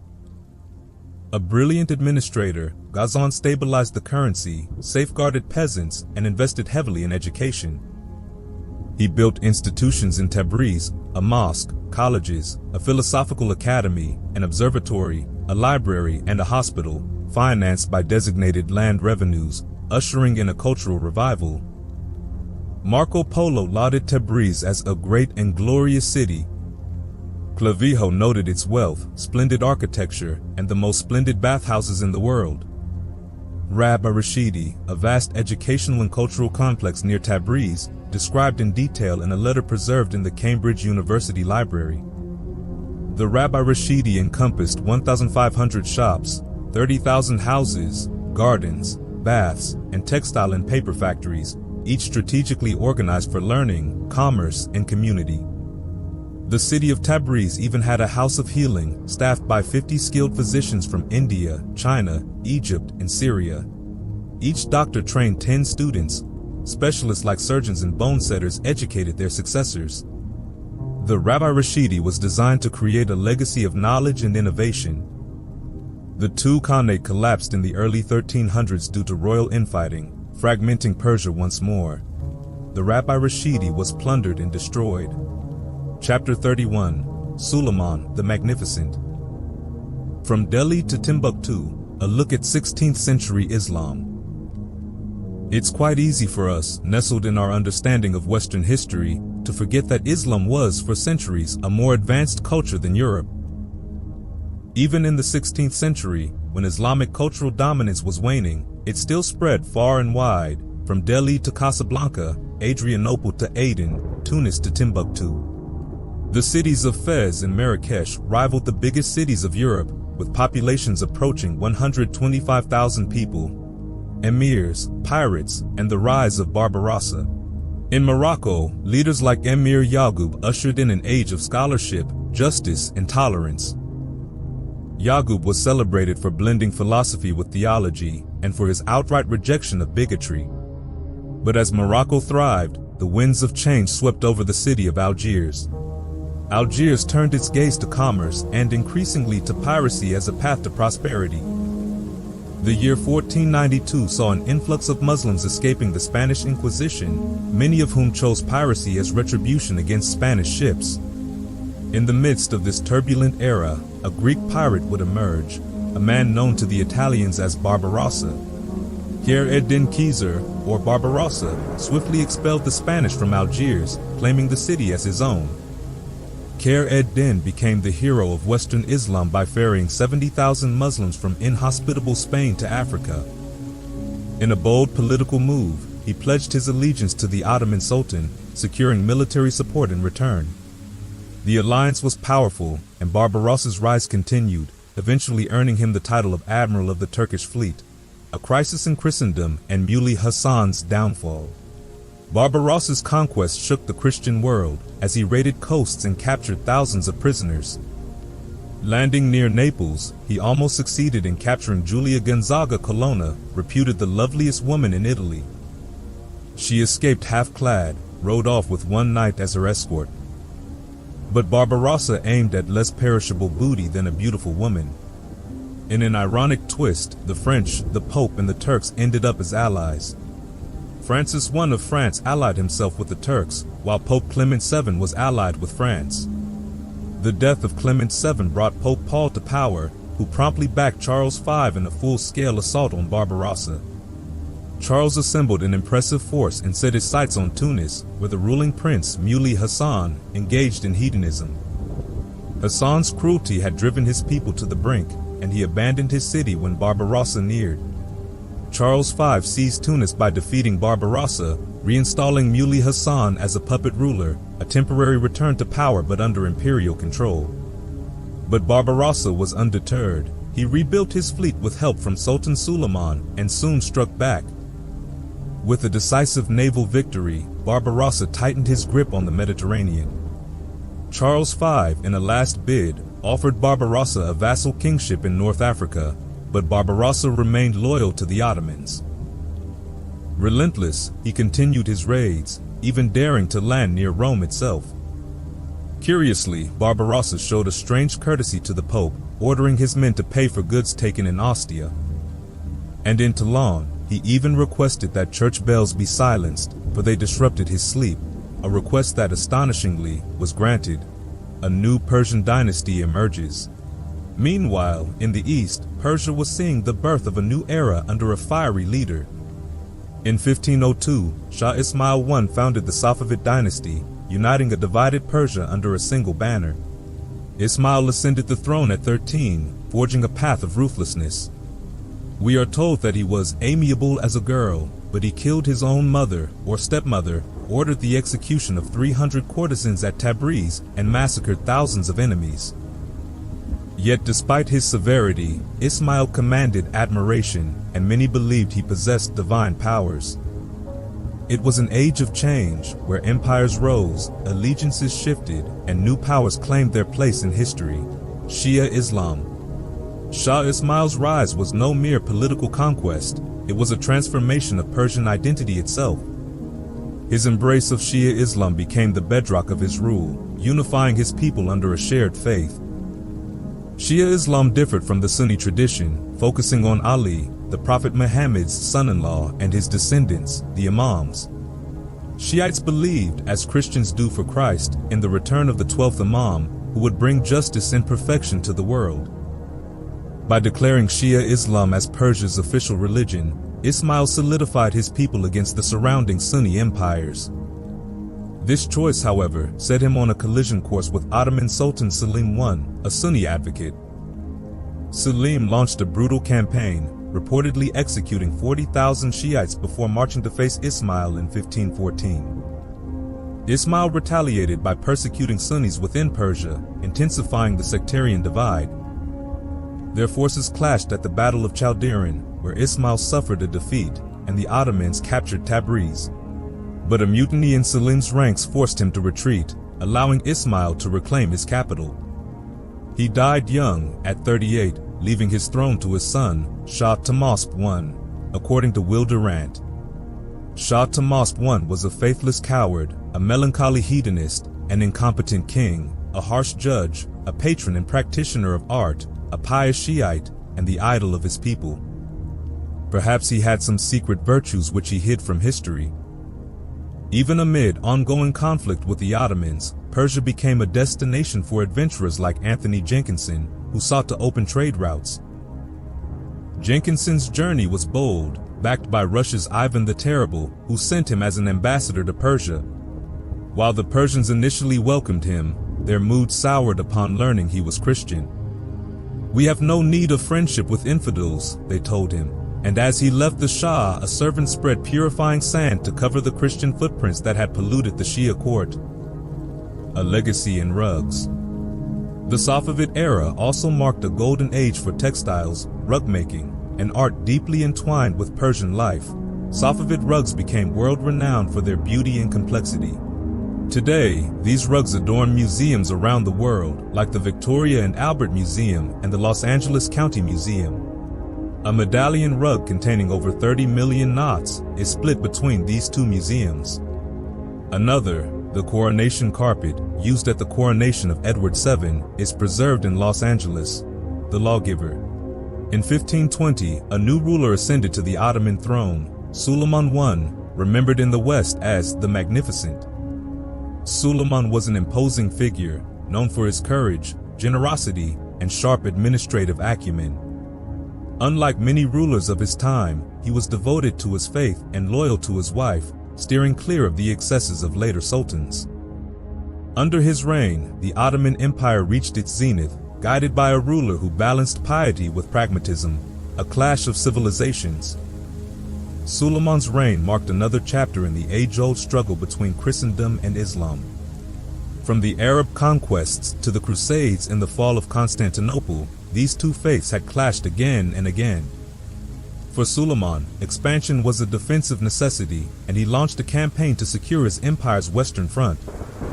In 1521, he captured Hungarian strongholds at Sabak in Belgrade, securing his borders before turning his sights on Rhodes. The island of Rhodes, present-day Greece, held by the Knights of St. John, posed a strategic threat, with the Knights' privateers harassing Muslim ships. Claiming to protect Christendom, the Knights also enslaved Muslims and raided ships carrying pilgrims to Mecca. Surprisingly, even Christian historians have acknowledged that Suleiman's campaign against Rhodes was well justified. The siege of Rhodes lasted 145 days, ending only when the Knights surrendered under honorable terms, keeping their possessions as they left. Suleiman's victory eliminated a significant obstacle, securing Ottoman control over the eastern Mediterranean and cementing his legacy. Vienna and the West. After victories in the east, Suleiman turned his gaze toward Europe, with Hungary as his gateway. His decision to invade was influenced by a plea from Francis I of France, who was captured by Charles V and sought Suleiman's help to divert the emperor's attention. In 1526, Suleiman's forces won a decisive victory at the Battle of Mohacs, a shock that reverberated across Christendom. 3 years later, he marched on Vienna with an army of 200,000, aiming to bring the heart of Europe within Ottoman reach. The hills darkened with the tents, soldiery, and armament of the Ottomans. Reports ran through Europe that Suleiman had vowed to reduce all Europe to the one true faith, Islam. Turkish sappers dug tunnel after tunnel in the hope of blowing up the walls or setting up explosions within the city. But the defenders placed vessels of water at danger points and watched for movements that would indicate subterranean operations. The siege ultimately failed, but it underscored the serious threat the Ottoman Empire posed to the Christian West. Still, the Ottoman Empire retained control of half of Hungary, keeping the West on edge. Suleiman launched another campaign toward Vienna, displaying Ottoman military might across Europe. In the wake of these campaigns, Ferdinand of Austria, keen to focus on Europe's internal conflicts, made peace, recognizing Suleiman as overlord of much of Hungary. Will Durant writes, 2 years later he followed his brother. Suleiman had survived all his major enemies, and how many popes had he not outlived? He was master of Egypt, North Africa, Asia Minor, Palestine, Syria, the Balkans, Hungary. The Turkish navy ruled the Mediterranean, the Turkish army had proved its prowess east and west, the Turkish government had shown itself as competent in statesmanship and diplomacy as all its rivals. The Christians had lost Rhodes, the Aegean, Hungary, and had signed a humiliating peace. The Ottomans were now the strongest power in Europe and Africa, if not in the world. Ottoman civilization. Suleiman's rule brought a golden age of civilization that, in many ways, surpassed its European contemporaries. Ottoman agriculture was advanced, and artisans produced goods of exquisite quality, although industrial systems like those emerging in Europe were rare. Education and law were highly valued, with the ulama, or religious scholars, playing a central role in shaping legal codes in daily life. Yet, unlike Christian Europe, the Ottoman Empire tolerated a range of beliefs, lacking anything akin to the Inquisition. Christians and Jews, though taxed in lieu of military service, were granted significant religious freedom and governed their own communities. Many found Ottoman rule preferable to that of previous Christian authorities, with the Ottomans providing stability and relative security. The Ottoman military was a formidable force, especially its elite Janissary Corps, Christian boys raised as Muslims and renowned for their discipline.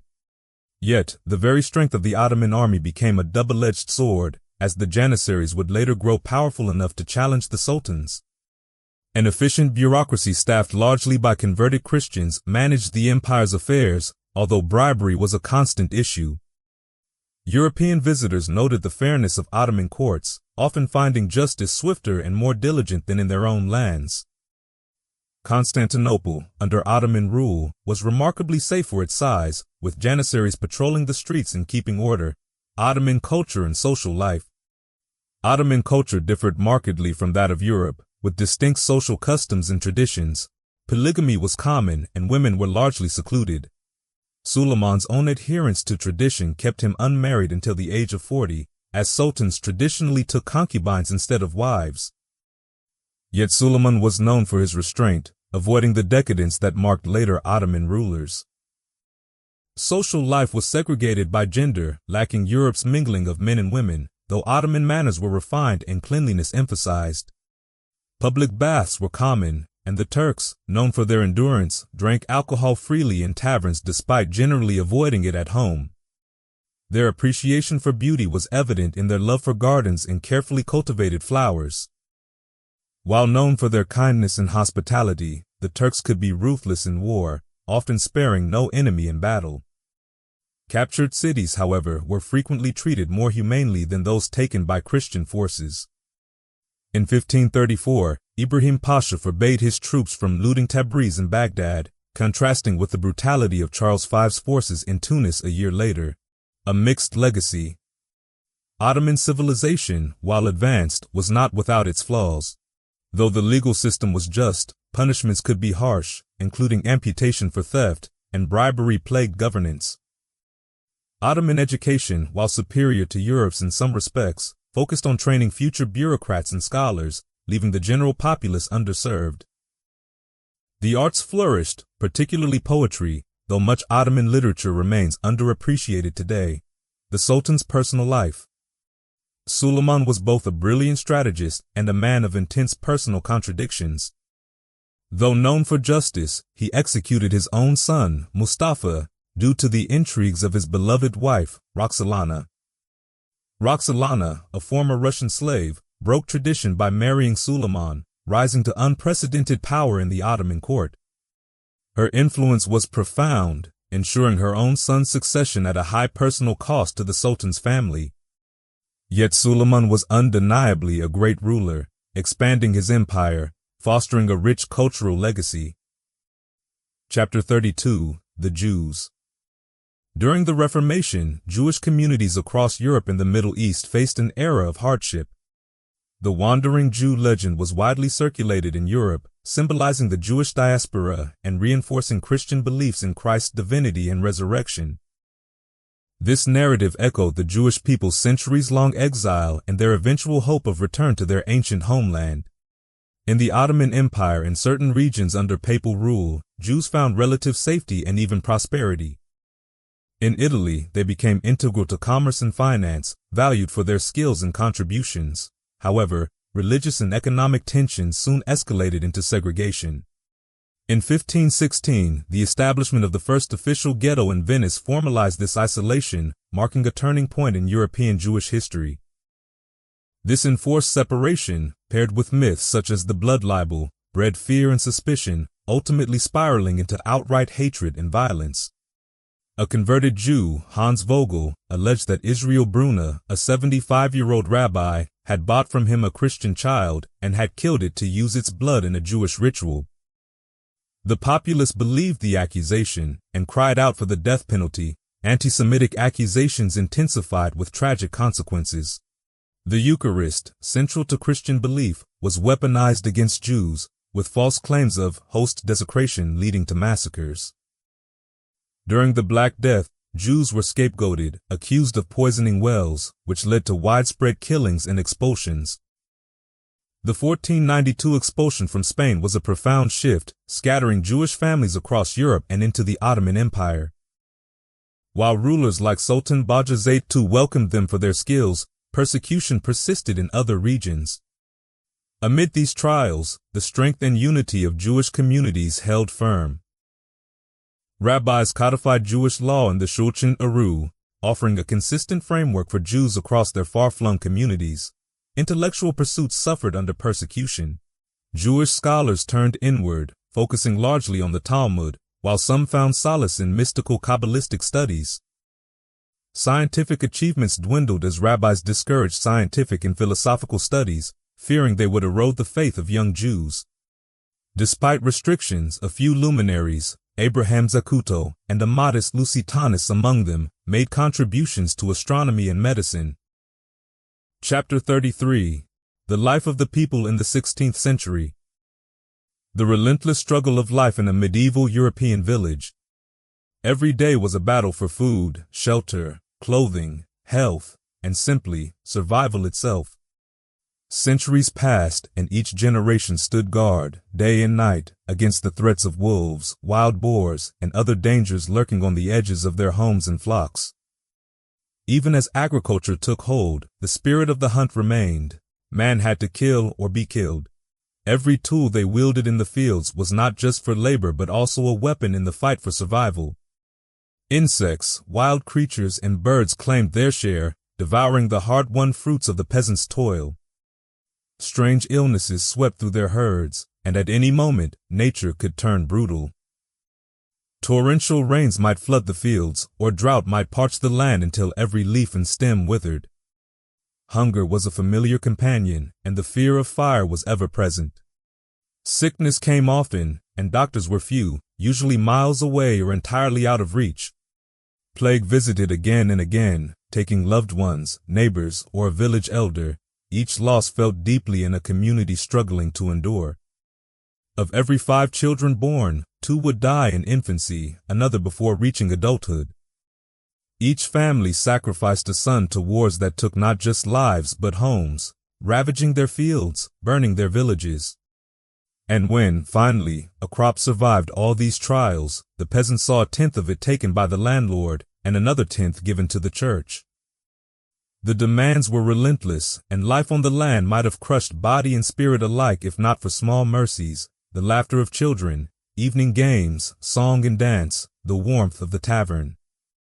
And above all, the half-believed, half-doubted promise of a gentler world beyond this life.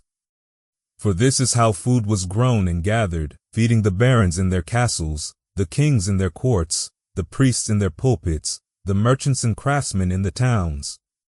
The healers, teachers, artists, poets, thinkers, all relied on the labor of these humble hands. In the end, civilization itself has long fed as a parasite on the back of the man with the hoe. Profit drove both heightened yields and deepened hardship for laborers. New fertilizers and crops from distant lands arrived. Potatoes, tobacco, and other plants transformed the fields. Mining and textiles led the march of mechanical innovation. Mining grew more organized, efficient, with new tools and techniques. Miners worked in shifts, even through the night, finding comfort in song against the weariness. Treadle-powered spinning wheels doubled textile production. Watches improved, but even the finest lost 15 minutes a day. Transportation and communication trailed behind industry. Postal services expanded to private letters, though news from Venice took 10 days to reach Paris or Madrid. Shipbuilding advanced with deeper keels and multiple masts, quickening voyages. On land, travel remained slow, hindered by poor roads. Coaches grew common but jolted travelers down dusty, rutted paths. Inns were cramped, unclean, and dangerous, travelers often forced to share squalid, crowded quarters. As commerce thrived, a refined banking system arose. Governments, burdened by the costs of war, borrowed heavily. Bankers gathered deposits, using them to fund ventures in trade and industry. Bills of exchange lightened the cumbersome movement of coin. Interest rates rose and fell with the borrower's reputation. The flood of gold and silver from Europe and the Americas increased currency, hastening a shift to a money-driven economy. Prices soared, capitalism surged, and the traditional guilds fell behind in this new economy. Wealth pooled in the hands of merchants, financiers, and their government allies, the law. Crimes like murder, heresy, witchcraft, and even attempted suicide led to execution. Public executions became spectacles, burning, drawing, and quartering, even boiling alive. Lesser offenses meant whipping, branding, mutilation. Blue laws restricted pleasures deemed ungodly or disruptive to order. While enforcement often lagged, torture extracted confessions. The public, unmoved by the cruelty, watched these punishments as theater. The morals. Despite religious decrees, morality in the 16th century often clashed with professed piety. Extramarital affairs and prostitution cut across all classes. Artists and writers delved into erotic themes, and licentious literature thrived.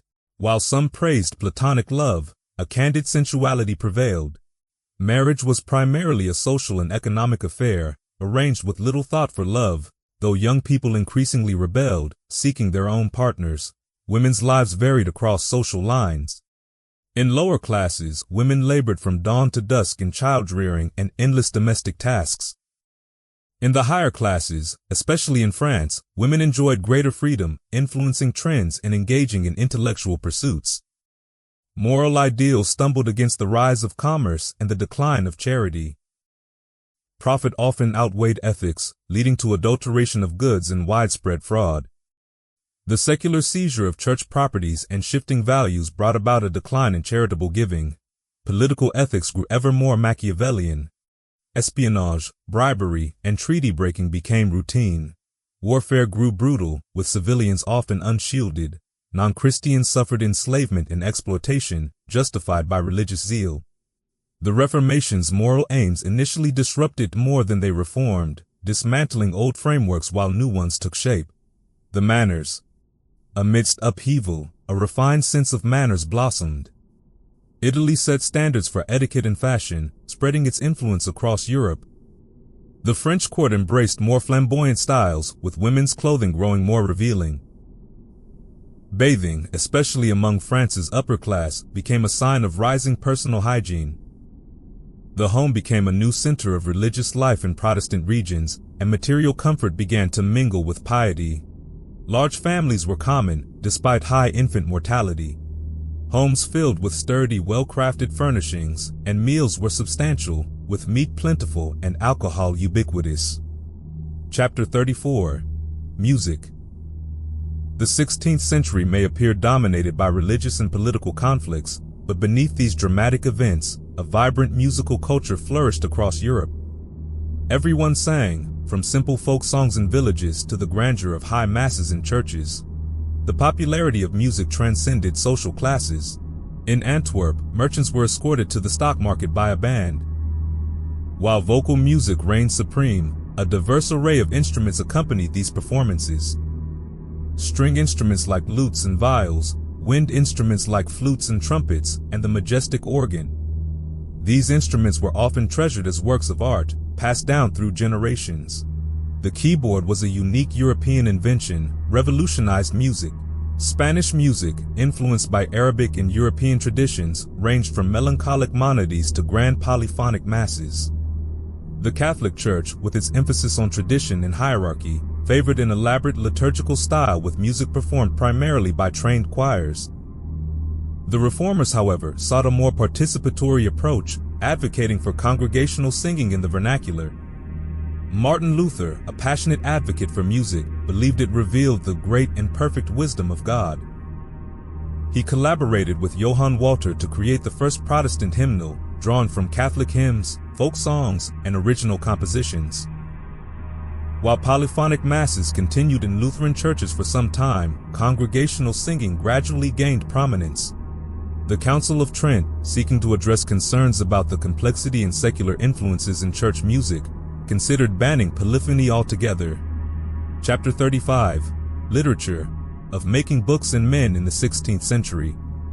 It was an age when the printing press, like a newborn deity, inspired a fresh form of vanity, the itch to be in print.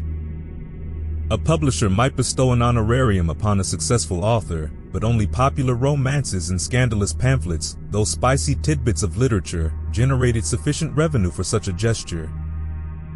Works of scholarship rarely yielded financial rewards. Instead, authors relied on the patronage of wealthy individuals or institutions, hoping for a generous donation in exchange for a flattering dedication. Germany was the epicenter of the publishing world. Frankfurt, with its book fairs, played a pivotal role, connecting publishers and booksellers from across the land. Antwerp was a publishing hub. The 16th century witnessed a growing appreciation for the aesthetics of book production. While the printing press disseminated knowledge, the educational landscape of Europe was in a state of flux, shaped by the religious and intellectual currents of the Reformation.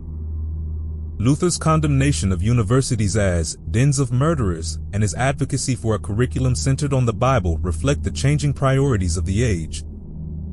However, the disruption of existing structures led to a decline in educational opportunities, as the closure of monastic schools and the diversion of church revenues left many institutions struggling to survive. Luther and Melanchthon, recognizing the importance of education, worked tirelessly to rebuild and reform the system.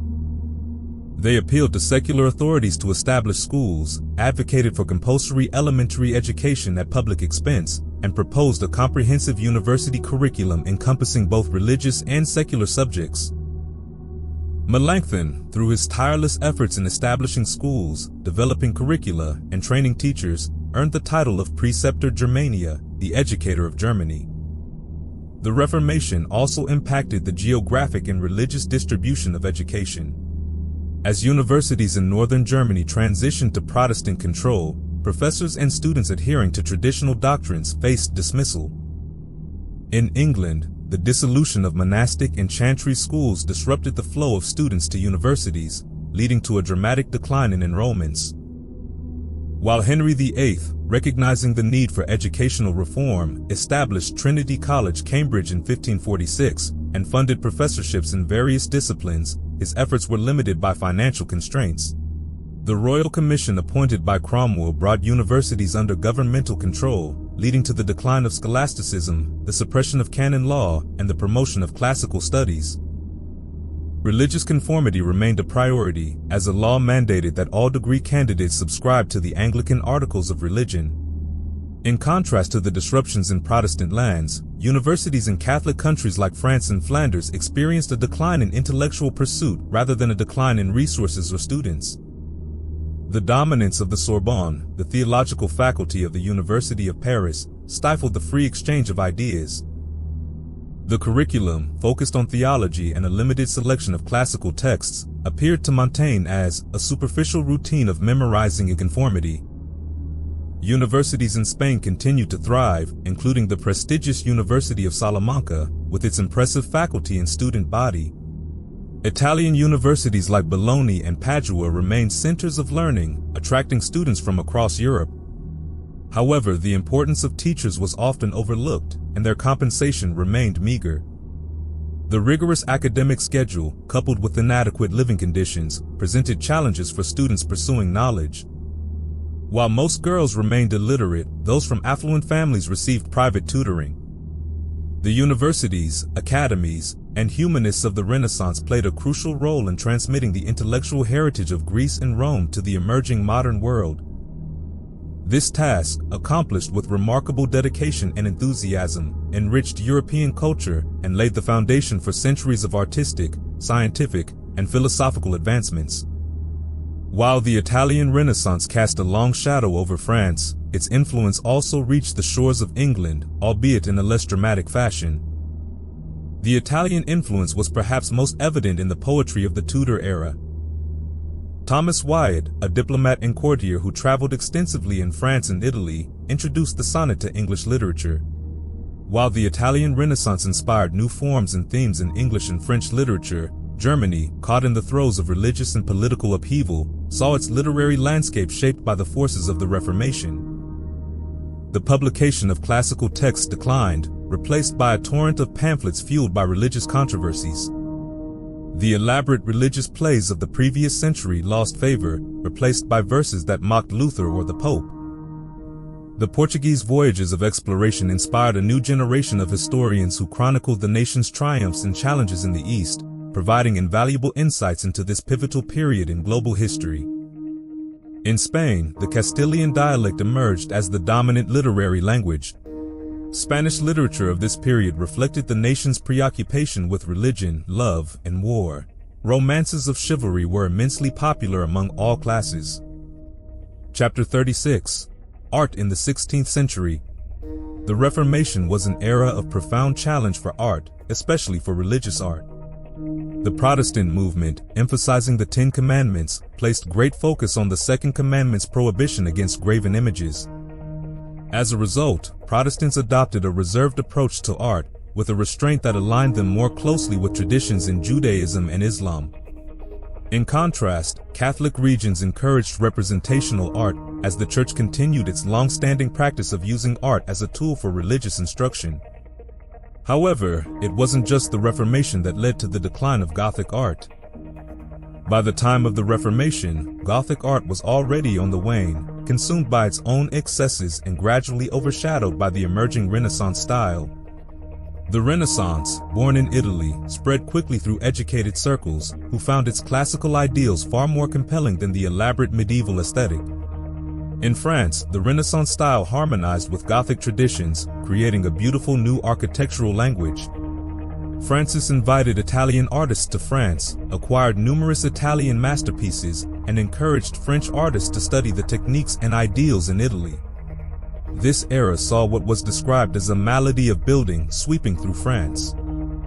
Along the scenic Loire Valley, grand chateaux like Chambord and Azay-le-Rideau rose, symbols of the grandeur and opulence of the French aristocracy. The Louvre, now one of the world's most iconic buildings, owes its beginnings as a Renaissance palace to this era. Originally a medieval fortress, it was redesigned by Francis I, with architect Pierre Lescot creating the western wing and sculptor Jean Goujon adding works in stone. In Germany, the Reformation shifted the focus from Christian architecture to princely castles. Lucas Cranach the Elder, serving as the court painter to the Elector of Saxony, produced a prolific range of portraits and religious scenes. His art drew from Renaissance influences, especially in his portrayals of mythological and nude figures, often infused with touches of German humor. In England, the transition from Gothic to Renaissance architecture took place under Henry VIII. Italian artists brought their skills to royal tombs, while English master builders crafted estates like the Hampton Court. In Spain, where the powerful church remained the primary patron of the arts, Gothic architecture endured in monumental cathedrals, while Renaissance styles began to influence civil architecture and sculpture. Despite the religious and political turmoil of the Reformation era, art spread across Europe, adapting to the new spiritual and cultural landscape. As Gothic faded and the Renaissance rose, European artists embraced a period of experimentation and creativity. Chapter 37: Science in the Age of Copernicus. It is truly remarkable that amidst the fierce theological debates of the 16th century, two towering figures in the history of science, Copernicus and Vesalius, emerged with works that would forever change humanity's understanding of the universe and the human body. Both published groundbreaking treatises in the same year, 1543, yet they faced an era deeply conflicted about science and progress. The 16th century was a time of exploration and discovery, fueled by New World expeditions and booming industry and trade. Ancient Greek and Arabic texts were rediscovered, and newly printed mathematical works sparked a curiosity that questioned the old ways of thinking. Yet scientific progress in this period was still limited, held back by the lack of advanced instruments, widespread misinformation, and the lingering grip of superstition. Occult beliefs ran deep, entwining ideas of astrology and magic with scientific inquiry. Comets and meteors were viewed as divine omens, and many charlatans preyed upon the public's fascination with alchemy, promising to turn base metals into gold. Meanwhile, fears of witchcraft led to accusations, trials, and executions across Europe, as Protestants and Catholics alike cited biblical passages to justify their actions. In this complex landscape, Copernicus, a quiet Polish cleric, challenged the geocentric model of the cosmos that had prevailed for centuries. In his Little Commentary, Copernicus suggested a radical heliocentric model, placing the sun at the center of the universe, a theory that would ultimately reshape astronomy. While his work intrigued Pope Leo X, it clashed with the biblical interpretations of Luther and Calvin, who dismissed the heliocentric idea. Undeterred, Copernicus continued, and in 1543, his life's work, De Revolutionibus Orbium Coelestium, was published. At the same time, European explorers were expanding humanity's horizons on Earth. Driven by a thirst for wealth and power, Spanish conquistadors conquered vast territories in the Americas, often with devastating effects on indigenous populations. Their discoveries, however, shattered old geographical conceptions and introduced new plants, animals, and resources to Europe. Magellan's circumnavigation of the globe offered conclusive proof of Earth's shape. Botany emerged as a distinct discipline, spurred on by the discovery of new species.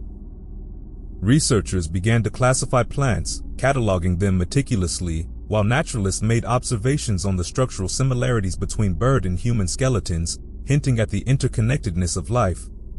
The human body itself, however, remained a frontier. Surgery began to evolve, moving from the hands of barbers to a respectable field of medical practice, thanks to pioneers like Ambroise Paré. Once a barber's apprentice, Paré challenged conventional practices, demonstrating that gunshot wounds healed better with gentle ointments than with boiling oil. His use of ligatures during amputations improved surgery, and his widely read manuals elevated surgical standards for generations to come. In medicine, a controversial figure known as Paracelsus also defied the norms. Paracelsus rejected the traditional Galenic theory of humors, instead proposing that diseases stemmed from chemical imbalances and advocating the use of inorganic substances in treatments. In this era of shifting knowledge, skepticism was beginning to take root, and established doctrines were challenged. Though rare, atheism quietly emerged. Political thinkers began to criticize the divine right of kings and boldly condemned tyranny. The Reformation era was a time of transformation. Discoveries in astronomy, biology, and medicine broke free from centuries of tradition. Amidst the turbulence, a new world of science and philosophy was beginning to emerge, one that would reshape human understanding in the centuries to follow. Chapter 38, The Church and Reform. Ignatius of Loyola, the Soldier Saint. Don Inigo de Juanzi Loyola, born in 1491 to a noble Spanish family, led a life far removed from the piety and discipline he would later embody. His early years were marked by the pursuits of a typical soldier, romances, courtly ambitions, and casual affairs. A life-altering injury set him on a new path. While defending Pamplona against the French in 1521, Inigo suffered a severe leg wound from a cannonball. The following surgeries and recovery confined him to his ancestral castle. It was there, starved for adventure, that he encountered the only books available: A Life of Christ and a collection of saints' lives. What began as boredom transformed into fascination as he found parallels between the heroism of earthly knights and the spiritual warriors of the faith. A vision of the Virgin Mary cemented his conversion, and he dedicated himself to becoming a soldier of Christ. Loyola's journey took on an almost legendary quality. He embarked on a pilgrimage, traveling to the sacred site of Montserrat, exchanging his fine clothes for a pilgrim's garb, and spending a night in fervent prayer before the Virgin's image. Seeking further spiritual purification, he subjected himself to extreme asceticism in a cave near Manresa. He lived on alms, fasted rigorously, and scourged himself mercilessly. Tormented by past sins, he waged war against his own body, seeking to eradicate all traces of temptation. Loyola's initial ambition was to emulate Christ by living in the Holy Land. He journeyed to Jerusalem but was ordered back to Europe by Franciscan authorities who feared his attempts to convert others would disrupt the fragile peace with the ruling Turks. Recognizing the limitations of his education, he dedicated himself to study at the age of 33. His attempts to teach, however, met with resistance in Spain, leading to accusations of heresy and imprisonment by the Inquisition. Undeterred, he journeyed to Paris, living in poverty while pursuing his studies. It was in Paris that Ignatius, as he was now known, began to gather followers. He drew in earnest young men searching for meaning and certainty. Among them were a shepherd wrestling with temptations and a worldly student who initially mocked Ignatius's piety. Through shared spiritual exercises involving prayer, penance, and self-denial, Ignatius forged a bond of commitment among his disciples, the spiritual exercises. These exercises, drawing inspiration from earlier works, were a rigorous program. Confronting sin, participants were to meticulously examine their past transgressions, feeling the weight of their guilt and the terror of potential damnation in hell. Immersion in Christ's life. Through vivid contemplation, they would experience the life, passion, and death of Christ, sharing in his suffering and ultimately his triumph over death. Surrender to God's will. The exercises concluded in a commitment to serving God and the Church, the birth of a society. In 1534, on the Feast of the Assumption, Ignatius and his 9 companions vowed to live in poverty and chastity and to travel to the Holy Land. They called themselves the Compañía de Jesús, reflecting their understanding of themselves as soldiers engaged in a spiritual battle. Initially, they focused on personal sanctity and had no plans to combat Protestantism, seeing Islam as the greater threat. Their emphasis was on leading exemplary lives, demonstrating the power of faith through action. Circumstances forced them to abandon their plans for Palestine. While waiting in Venice for passage to Palestine, Ignatius encountered Carafa and experienced firsthand the work of dedicated priests. This, along with the ongoing war with the Turks, led them to shift their focus to serving the Church in Europe. Ignatius the leader. By 1541, at the age of 50, Ignatius was elected the first general of the Society of Jesus, formally recognized by Pope Paul III. He proved to be a skilled administrator, guiding his growing order from his humble quarters in Rome. The Jesuit rule. The constitutions, crafted by Ignatius, laid out the principles and organization of the society. Absolute obedience. Members vowed obedience to their superiors, seeing it as obedience to God. They were to be, like corpses, ready to be moved and directed without question. Structure and hierarchy. The order was divided into 4 classes: novices, lay brothers, scholastics aspiring to the priesthood, and the professed, a select group of priests fully committed to any mission assigned by the Pope. Focus on action. Jesuits were exempt from the lengthy prayer cycles of traditional monastic orders, allowing them to dedicate themselves to active service in the world. For the greater glory of God. This motto, Ad Majorem Dei Gloriam, encapsulated the Jesuit mission, guiding their every action. Ignatius, although he preferred to win converts through education and persuasion rather than force, also approved of the Inquisition. The Jesuit commitment to service extended far beyond Europe. They embarked on daring missions to India, China, Japan, and the Americas. One of his disciples, Francis Xavier, was also one of his best missionaries. "Give me out-and-out pagans." Pagans, he felt, were more open to conversion due to being less ingrained in another faith. Chapter 39. The Popes and the Council. The Reformation shook the very foundations of the Catholic Church. The popes were caught off guard, wavering between disbelief and indecision as the Reformation blazed across Europe. Pope Leo X, a man more attuned to the Renaissance's art and grandeur than to theological disputes, dismissed Martin Luther as a mere nuisance, a trivial monk with no lasting threat. But Luther was no solitary rebel, as time went on to tell. After Leo came Adrian VI, a pope of faith and reformist ideals who understood the crisis. He openly admitted the Church's failings and sought to change them. Yet his papacy was short and bitter. His reforms hit walls of resistance within the corrupt Roman Curia, and he left Rome frustrated, unable to stem the tide. Then came Clement VII, a man of brilliant mind but paralyzed by doubt and divided loyalties between the Holy Roman Emperor Charles V and the King of France, Francis I. While Rome wavered, the foundations of Catholic Europe seemed to crumble further. At last, Pope Paul III took up the mantle. Shrewd and ambitious, he recognized the Church's peril. He understood that the Reformation couldn't be ignored. It had to be confronted, and perhaps even reconciled. In a daring move, he sent a cardinal to negotiate with Protestant leaders at the Council of Ratisbon, seeking common ground.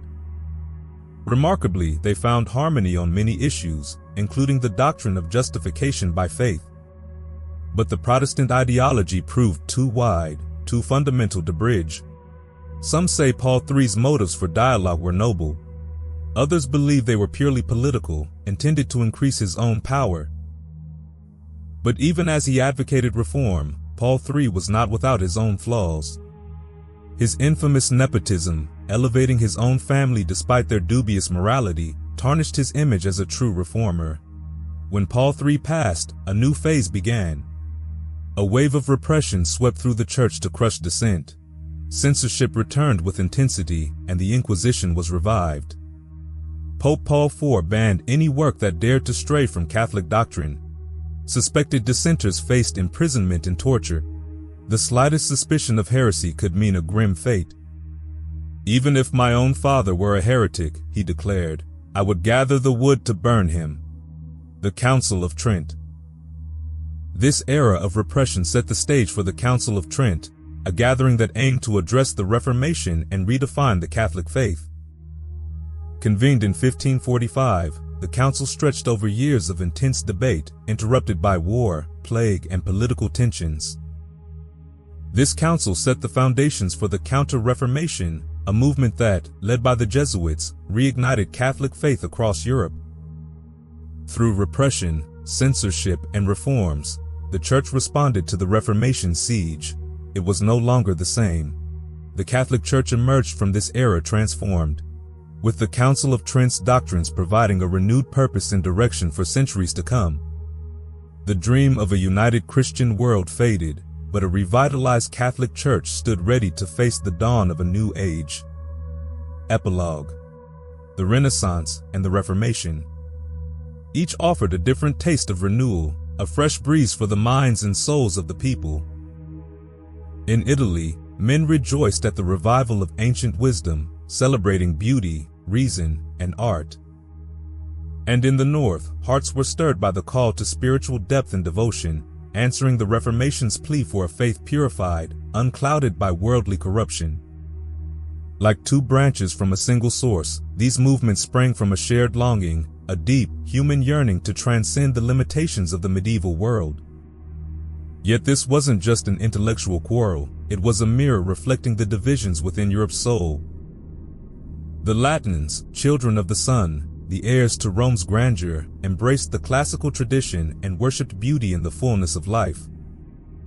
Then there were the Teutons, the souls of the North, who cherished tradition and found their strength in the mysteries of the spirit. Italy reclaimed the forgotten treasures of art and philosophy.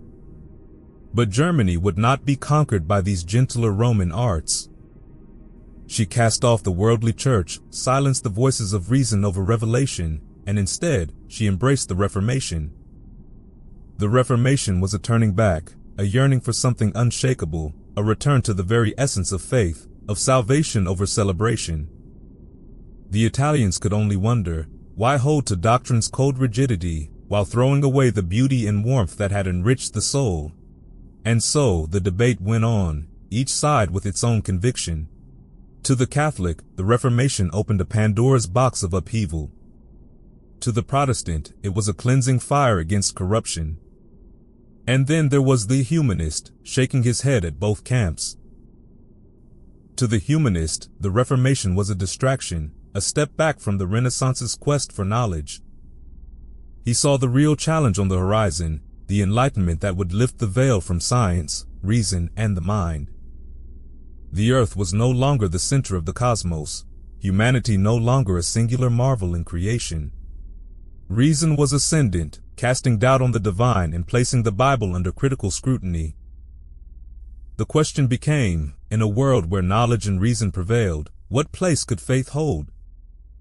This is the drama of history, the ceaseless struggle of faith to find its footing in the age of reason. As we look back, we see merit in each side's passion, their fervent belief, their willingness to defend their deepest convictions. Perhaps the greatest legacy of the Reformation was not the victory of one creed over another, but the very fact that it spurred faith to compete, to question, and to grow. It is in the crucible of debate, in the free clash of ideas that the truth, elusive and profound, has its greatest chance of emerging.